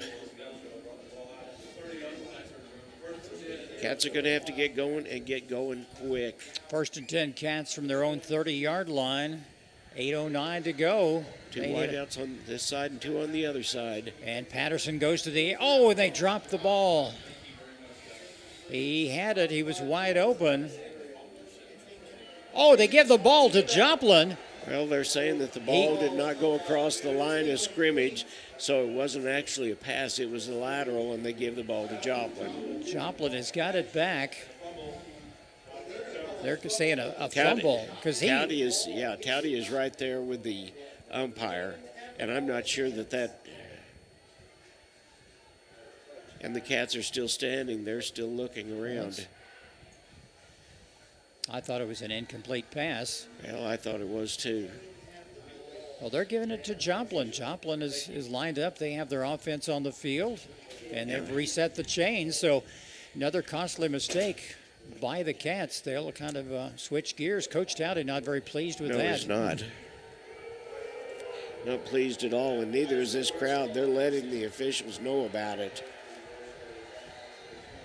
8:05 to go in the game. Another big mistake. My goodness. Ball on the 33-yard line. 1st and 10, running right. Yeah, McCadney again. Yeah, he's up to, looks like about the 27-yard line.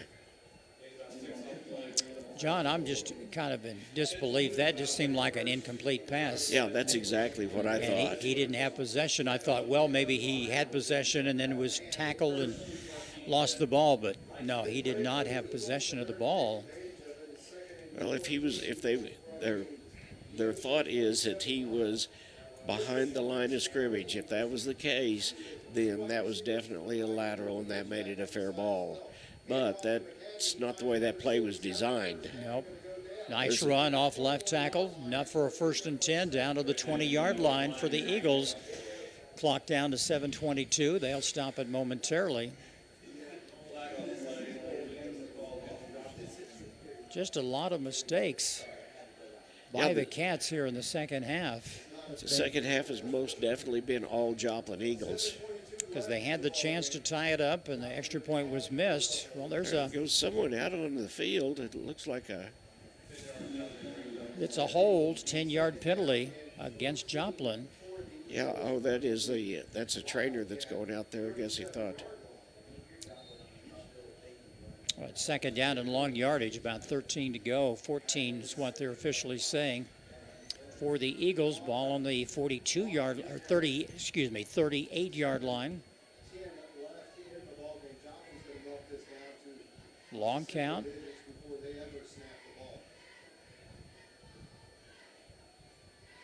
Rose is just going to hand it off.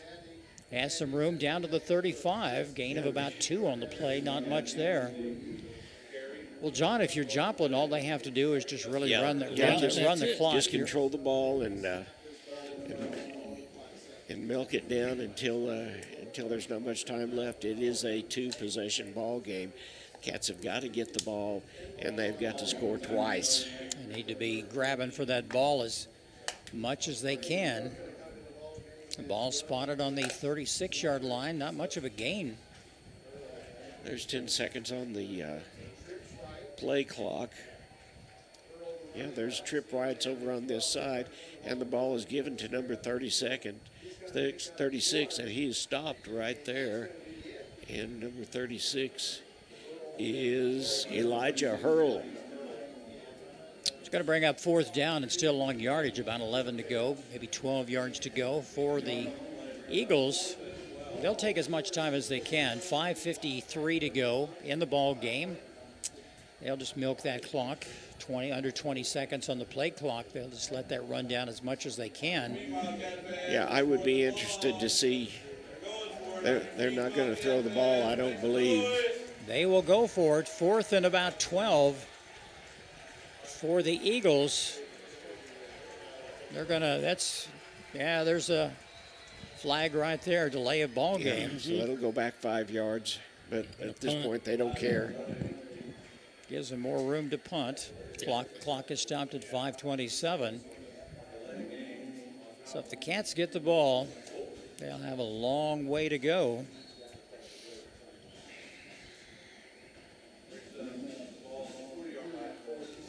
Yeah, special teams coming in. They're apparently going to set up to punt the ball and try to pin the Cats way back. Neosho has one man deep back at the 10-yard line. Neil Barstoff is the one that is punting the ball. There it is. There's a big punt. Yeah, just let it roll, and it goes out of bounds. No, it's still in bounds. They'll down it on the 5-yard line. So the Cats, they need to get back in the game. They have 95 yards to go and little time in which to do so. They need 2 scores, actually. Yeah, they really do. We've got to have 2 scores. Joplin did what they needed, just took time off the clock. Patterson and company has had a tough second half. Well, we can't seem to hang on to the football for one thing. I mean, just getting to the 50-yard line is a moral victory for us right now. We've got trip wideouts on this side and one wideout on the other side, and Patterson throws it, and he gets it over to looks like Plummer, and Plummer's going to get close to a first down. And it's hurry-up offense here. This is your 2-minute drill almost with 5 minutes to go in the ball game. You can't waste time. Ball spotted on the 14-yard line, second down and short yardage. Lincoln Howard in the game for the Cats over on the wide receiver position. Patterson is flinging it a long ways, and it's almost caught. Almost caught at midfield. That would have been a nice catch by Plummer. And he wanted a flag on the play, but official's not going to give him one. Be third down and short yardage. Clock is stopped at 4:51 to go in the game. Cats are down by 11. It's 31-20. Joplin. Yeah, we need to get the first down right here, and they're stopped. Like that's not going to happen. No, if it's going to be fourth down, deep in your own territory. But John, you've got to try. It's going to be fourth and almost 2 yards to go. Clock is running. 4:36 left in the ball game. This is it for the Cats. Cats spread it out. 2 wide receivers on this side, 2 more. And there it gives it to Roan, and Roan's got the first down, and he's going to get across the 20-yard line. Yeah, he's up to about the 22, so a nice little run, a pitch back. Something just a little bit different. Clock is stopped at 4:22. And there's a flag on the play, and it's a hold against the Cats. That pushes you back half the distance to the goal. And it'll be 4th down again for the Cats. You feel for the Cats. They played so well, so tough in that first half. Well, this has been a tough second half for them with costly mistakes. It's 4th down and the ball's back inside the 10, down to about the 8-yard line, but they have to go for it. Oh, they got him. They got 5 on him there. Yeah. Everybody is moving on that line. Yeah. But no flags are coming out. No, none. Patterson back to throw. He's got a man open. Oh, he's got it, and we've got the first down. Good catch up to the 30-yard line. What a nice catch by Plummer. No, that's number 2. No, that's Lincoln Howard. That's right. Lincoln Howard back in the ball game. Boy, they needed that. Back inside the 10. Hurry up offense. 1st and 10 Cats from the 30. Patterson back. He's got Roan. Oh, coming out of the backfield and drops the ball.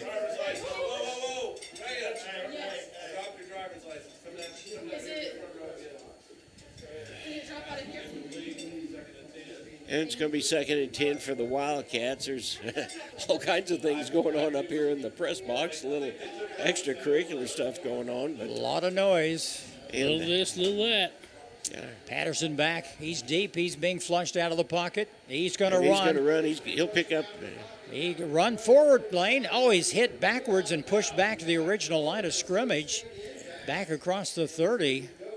Blaine there's no gain at all. If he'd have taken 2 steps forward, he'd have probably got the first down. 3:26 left in the ball game. Cats need a touchdown just for their own. 2nd down and 10 Cats. Patterson back. He wants to throw. He's got a man open. Number 1, there's Spiva. Nice catch. He falls down. 14-yard pickup. Chains will move. Clock is stopped momentarily. Trip wideouts on this side. Patterson rolling out. And he throws the ball, and he throws it to Spiva. Spiva's going to catch it, and it is going to be inbound. He had 1 foot inbound. That's a smart play by Spiva. He was going out of bounds, but he kept 1 foot in. It's 2nd down and short yardage. 3:14 to go. Patterson back. He wants to throw. He's got a man open. That's Howard again. That's Howard again. That's right. And he's going to keep on going. Yeah. Ball knocked out of bounds. Down to about the 36-yard line. 1st and 10 Cats. Well, Cats are doing what they need to do, mixing things up right now, getting it to different. First it was Spiva, then it's been to Howard a couple of times. And we've got trip wideouts on the far side.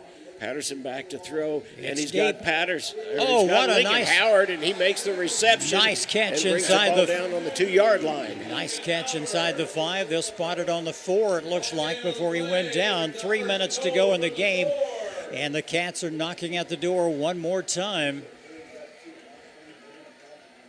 See if a miracle can happen. They need to score quickly. Patterson goes in. Touchdown. Touchdown Wildcats at the 2:55 mark.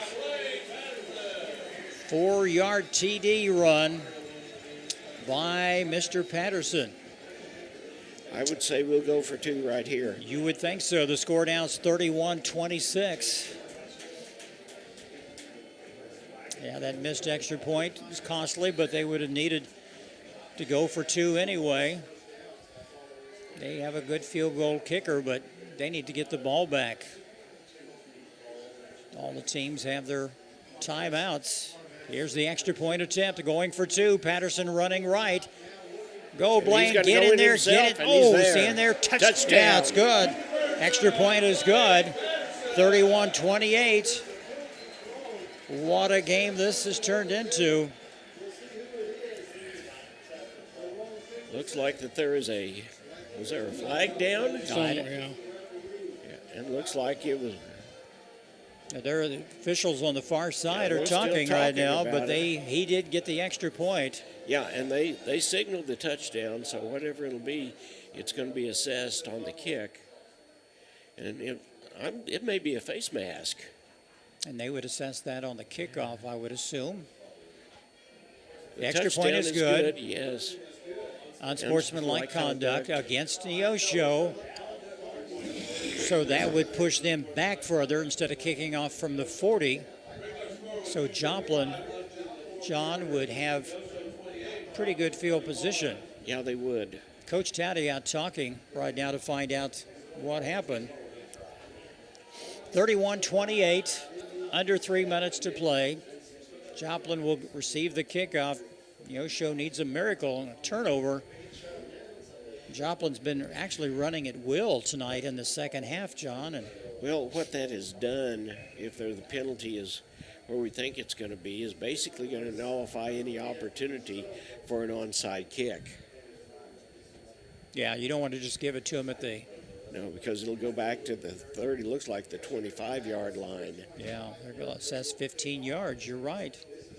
They'll kick it from the 25. So I'm not real sure exactly. I don't know whether that was whether it was taunting or what exactly happened.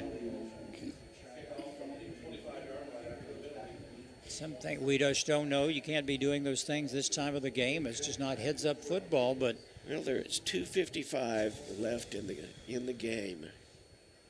Cats need to cause some sort of a razzle-dazzle and get the ball back.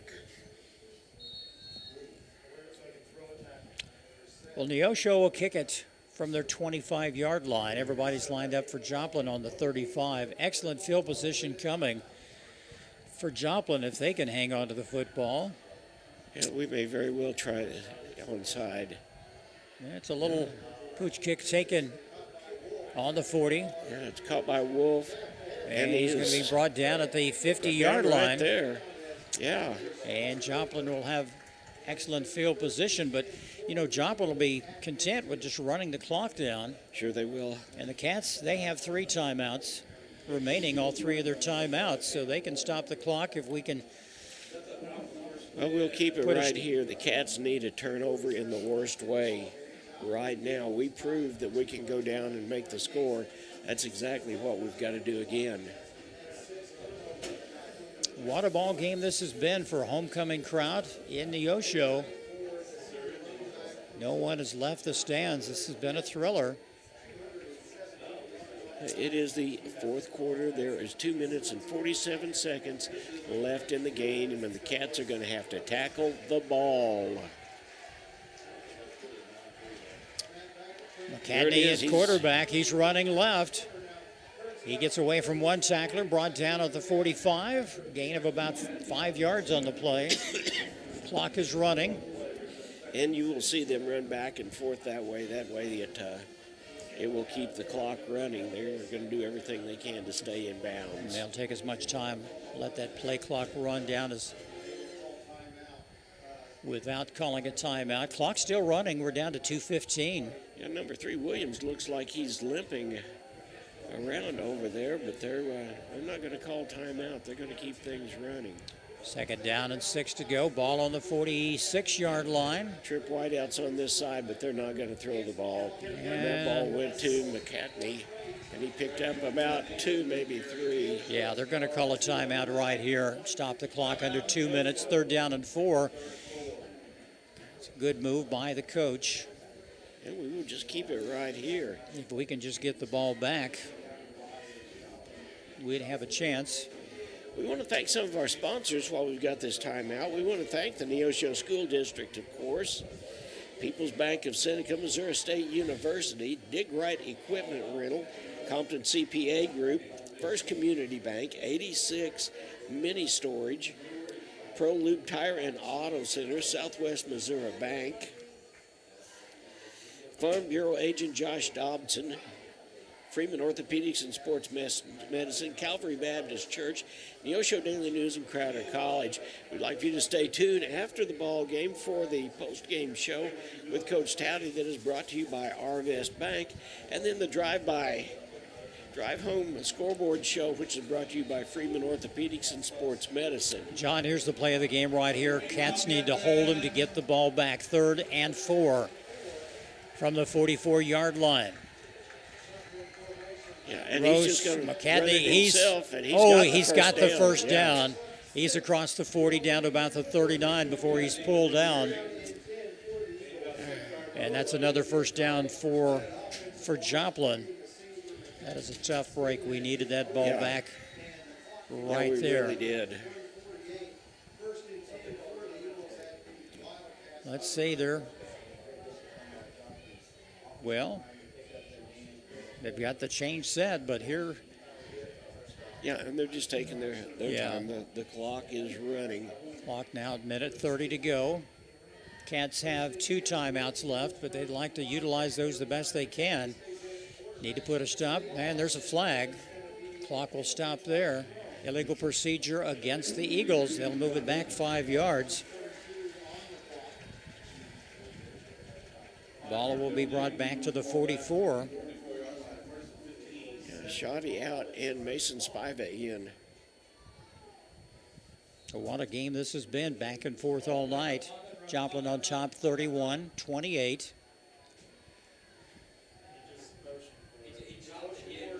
It's first and about 15 for the Eagles.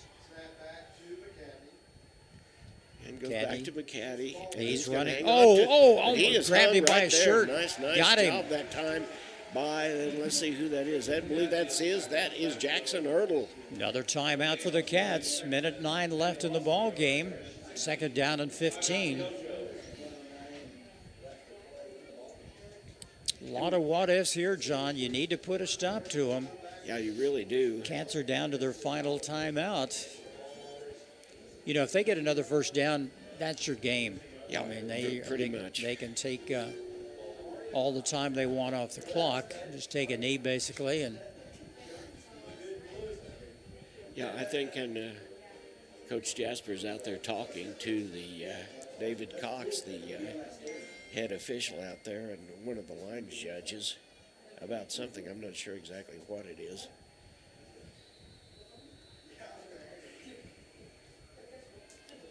We're thankful for Family Market, Affordable Propane, Show Me Real Estate, Edgewood Bowl, Big Nickel, Freeman North, Free Market Physician and Healthcare, and Tally Tire. Need to stop them quick. Oh, I'm sorry, John, for Yeah, ball on the 45, second and 15 for the Eagles. And we need to stop them right here. And we need to do the same thing. We need to tackle the ball again, and good job of tackling. Knocked out of bounds. Let's see if they stop the clock. Well, it's out of bounds. The clock will have to stop. Well, no, they got the clock still running, so they didn't. Yeah, now they stop the clock. Timeout. Neosho uses their.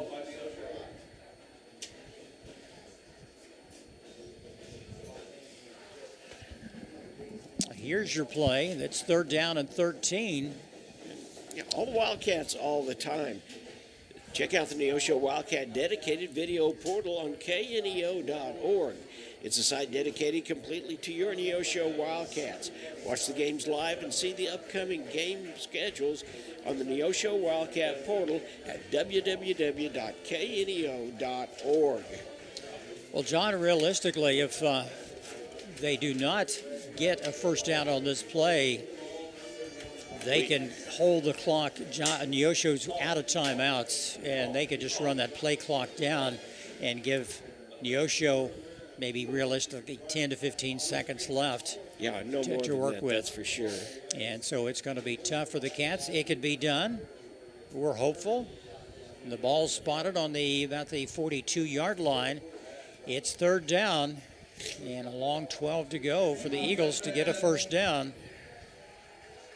And there it comes. Looks like they're going to run it over this way. And there's a flag. Oh, and he got him at the 40, pulled him down, but there's a flag in the backfield. Looks like it's a hold. It's against. Yes, it is.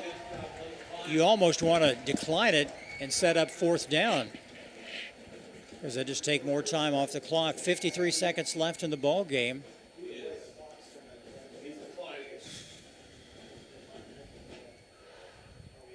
And he did get across the 40-yard line. He's been slippery all night. They grab a hold of his. I'm not real sure what we're going to do here. It's obviously the Cats, if they have an opportunity to decline, that's what they'll do. We'll see if that happens. It looked like a block in the back was what the call was. Here comes it. It said it's a hold, decline. And it's declined, that's right. Brings up 4th down, and it's still a ways to go, but Joplin will probably go for it and take time off the clock. Nothing that Neosho can do. They're out of timeouts. What we do not need to do is allow Joplin to get the first down regardless. If they get to the 30-yard line, we're done. Turn out the lights. But there's still hope. Just it's slim. Joplin's going to take a timeout. That gives both teams a little more opportunity to work on some strategy. Well, they take time out. Why don't we take time out for this also? You're watching the Neosho Wildcats on the KNEO Neosho Wildcats Sports Network. If you're a weekend warrior who likes to go, go, go, don't let pain put the brakes on your pace. When you need help with an injury that keeps you from moving, you want an orthopedic team with a proven track record. Freeman Orthopedics and Sports Medicine is nationally recognized, and were recently named CareCheck's #1 hospital in the market and top 10% hospital in the state for hip fracture repair. Freeman Orthopedics and Sports Medicine, the experience you need to keep pace with life.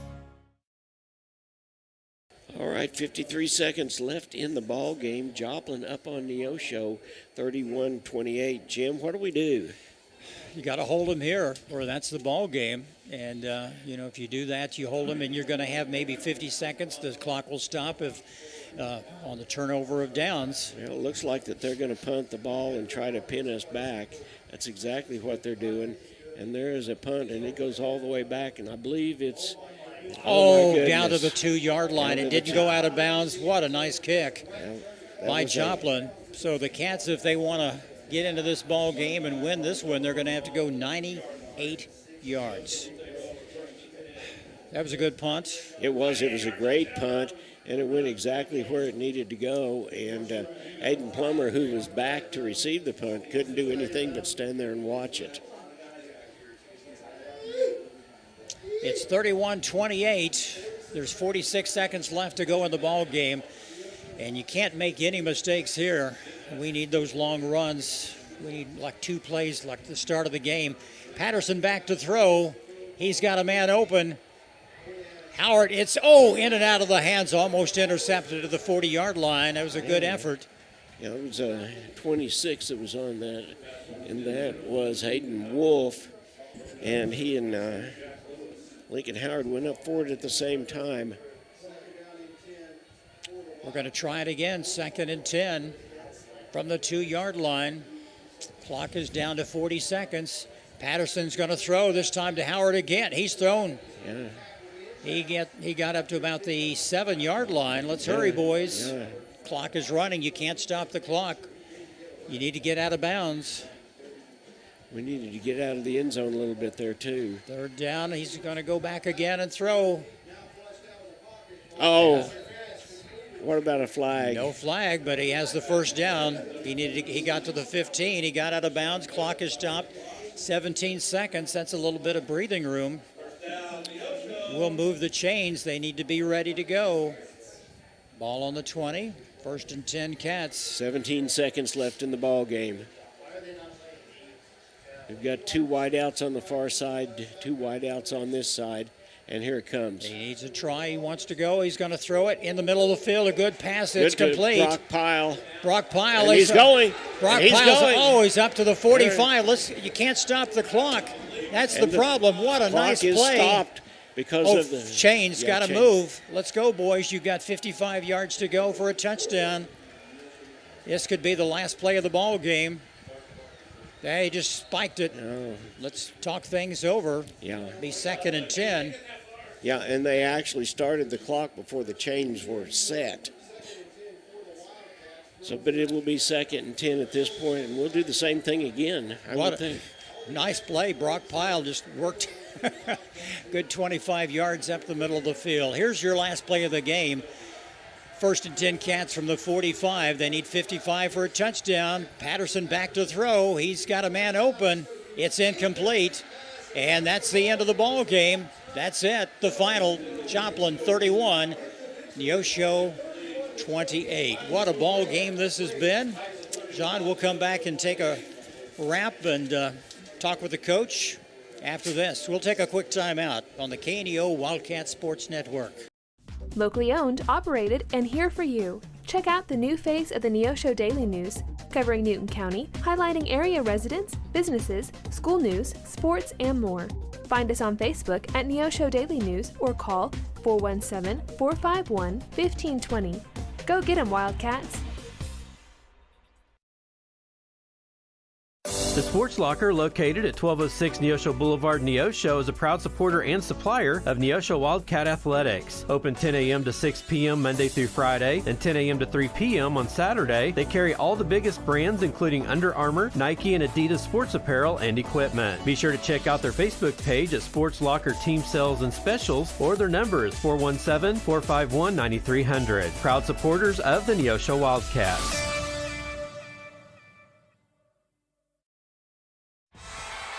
The Roper Kia 4-State Sports Report will provide up-to-the-minute scores and highlights from around the 4 states.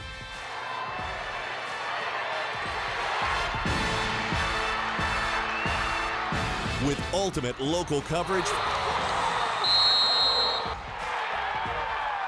from all your favorite teams. The Roper Kia 4-State Sports Report, weeknights at 6 and 10 p.m. Amory Roofing and Construction, based in Seneca, Missouri, specialize in roofing, siding, guttering, remodels, decks, and new construction.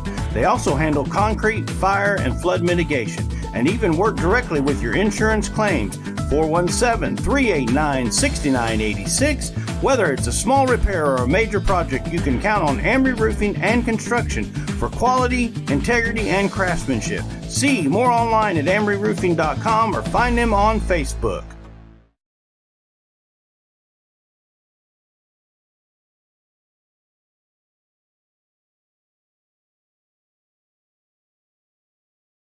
Forbes asked, and the people answered. Missouri Farm Bureau Insurance is one of America's best insurance companies. Forbes recognizes what our customers have known for generations. We are committed to protecting families and the lives they built. For auto, home, life, and business protection, call Missouri Farm Bureau Insurance. We've got Missouri covered. I am Josh Dodson with Missouri Farm Bureau Insurance Services. If you're in Missouri, I'm for you. And welcome back. The ball game is over. We're going to go right into the the scoreboard program. Coach Touty is going to make his way up here, and then we'll stop for that, Jim. But the the scoreboard program is being brought to you by Freeman Orthopedics and Sports Medicine. What kind of scores have we got? We've got Glendale all over Ozark, 34-28. Late in the fourth quarter, Webb City defeated Willard 55-0. Lebanon over Kickapoo, 36-30. Our score is 31-28. Joplin, Republic. Carthage came from behind, beat Republic 30-28. Oh my goodness. Nixa defeating Waynesville 55-14. Some other scores: East Newton tonight. We're happy about that. This score 47-20 late in the fourth quarter. Mount Vernon all over Parkview 14-7. Cassville on top of Nevada. They defeat Nevada 27-20. Let me get my internet's not working right now. Okay, well, so Coach Touty's on his way up. We'll here, do so that. We'll come him? back with some scores after Coach Touty, but the coach's interview brought to you tonight by Arvest Bank of Neosho, where they believe in the power of serving others, from small business to agriculture. Whether you're looking for someone to help manage your mortgage or an expert in wealth management, they've got you covered. You deserve a financial partner who cares and can help you reach your financial goals. Arvest Bank, always proud to call Neosho home. Coach Touty is with us tonight. Coach, a tough loss. What do you tell the young men tonight? They played their hearts out and just made some tremendous plays. Yeah, I mean, hats off to Joplin. That's a good football team. Their record doesn't tell how good that team is. They're healthy for the first time in a long time, and so they're a tough team. But, with our kids, we just told them, hey, we're learning some things this year, and we've learned that we know how to respond to adversity, and we're going to play with heart and play for 4 quarters. we got to clean up some execution. But those are things we can fix. The other two, the things that we're finding out about ourselves, are things that you can't fix. And so we've got that already. We'll fix the execution before districts. You know, your defense could only do so much, but I'm proud of what they did tonight. They held, and you know, I know some missed opportunities or, you know, turnovers really hurt the Cats at some really critical times in the ball game. Yeah, I mean, if you lose the turnover battle the way we did tonight, it makes it extremely tough. And so the fact that we were able to even make it a ball game at the end is kind of a miracle, but that's a testament to how hard our kids played. Sure. Well, we Go got ahead, to see Lincoln Howard back in the ball game. You know, you and I talked about that, and you said it was going to be a game-time decision, and to have him come in both offensively and defensively makes a huge difference, doesn't it? Yeah, I mean, he's a really special football player, and so we're trying to get him to 100% right now, and that takes work. And so we didn't really know if he was going to be available, but he was, and, you know, he made his presence felt when he got his chances there, especially in the second half. Certainly did. Next week we travel to Republic to take on the Tigers. The Carthage Tigers came from behind in that ball game and defeated Republic late in the game, 30-28. So a good ball game over there. So Republic falls to 5-2, just like the Cats. But we'll be on the road. Should be a good ball game, and I know you'll have the Cats ready for us. Yeah, absolutely. I mean, every game's tough, and we got 2 district games left to kind of sort out the seeding before we get into districts. But we'll just continue to clean things up, and, you know, hopefully by week 10 we're playing our best football. But like I said, our kids are showing a lot of the things that you can't really coach, and that's the ability to respond to adversity and to play for 4 quarters and fight no matter what. Sure. And so we'll clean up the things that you can coach, and we'll be ready. Coach. All right. Coach, thanks again. Once again, final score 31-28 Joplin. And Coach, thanks again for being with us. We appreciate it. Go Cats. Appreciate that. Go Cats for sure. And like I said, we'll be heading down the road on Highway 60 to Republic, Missouri next Friday night to take on the Republic Tigers, who fell tonight to Carthage. John, I was going to try to get some other scores for us tonight in there. Yeah, I have finally got the internet back. East Newton won tonight. We're happy for Coach Perkins and the group over there. 47-21 over Aurora. Let's see, I was looking for a Seneca and McDonald County score, trying to get that in here. There it is, Seneca 35, McDonald County 20. Moniac Cubs lose to the Lamar Tigers 27-24.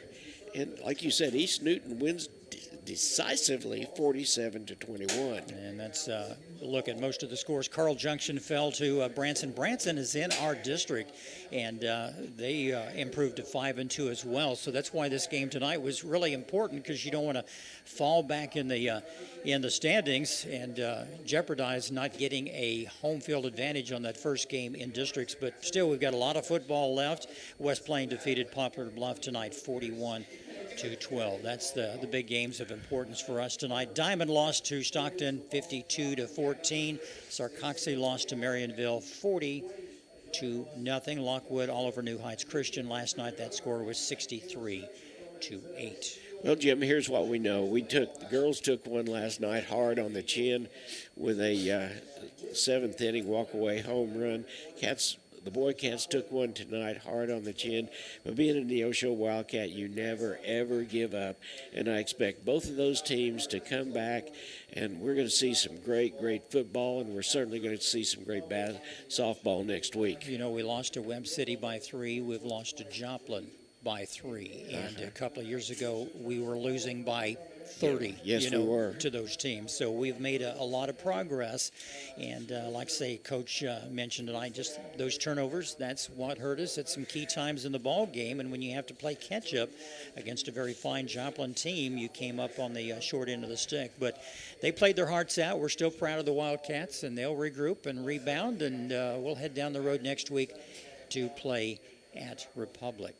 Hey, it's Friday night. It was homecoming night. It was still a great homecoming. There were a lot of people here in town for the full class reunion. Be sure and get out and enjoy and see some people you haven't seen in a long time. Make sure you get a chance to go worship before the weekend is out. And we will see you actually next Thursday at 1 o'clock. That's the pitch. Jim and I and Matt will be back with the pregame show at 12:30 from the Marion Family Complex. So till we see you again, for Jim, John, and Matt, go Cats!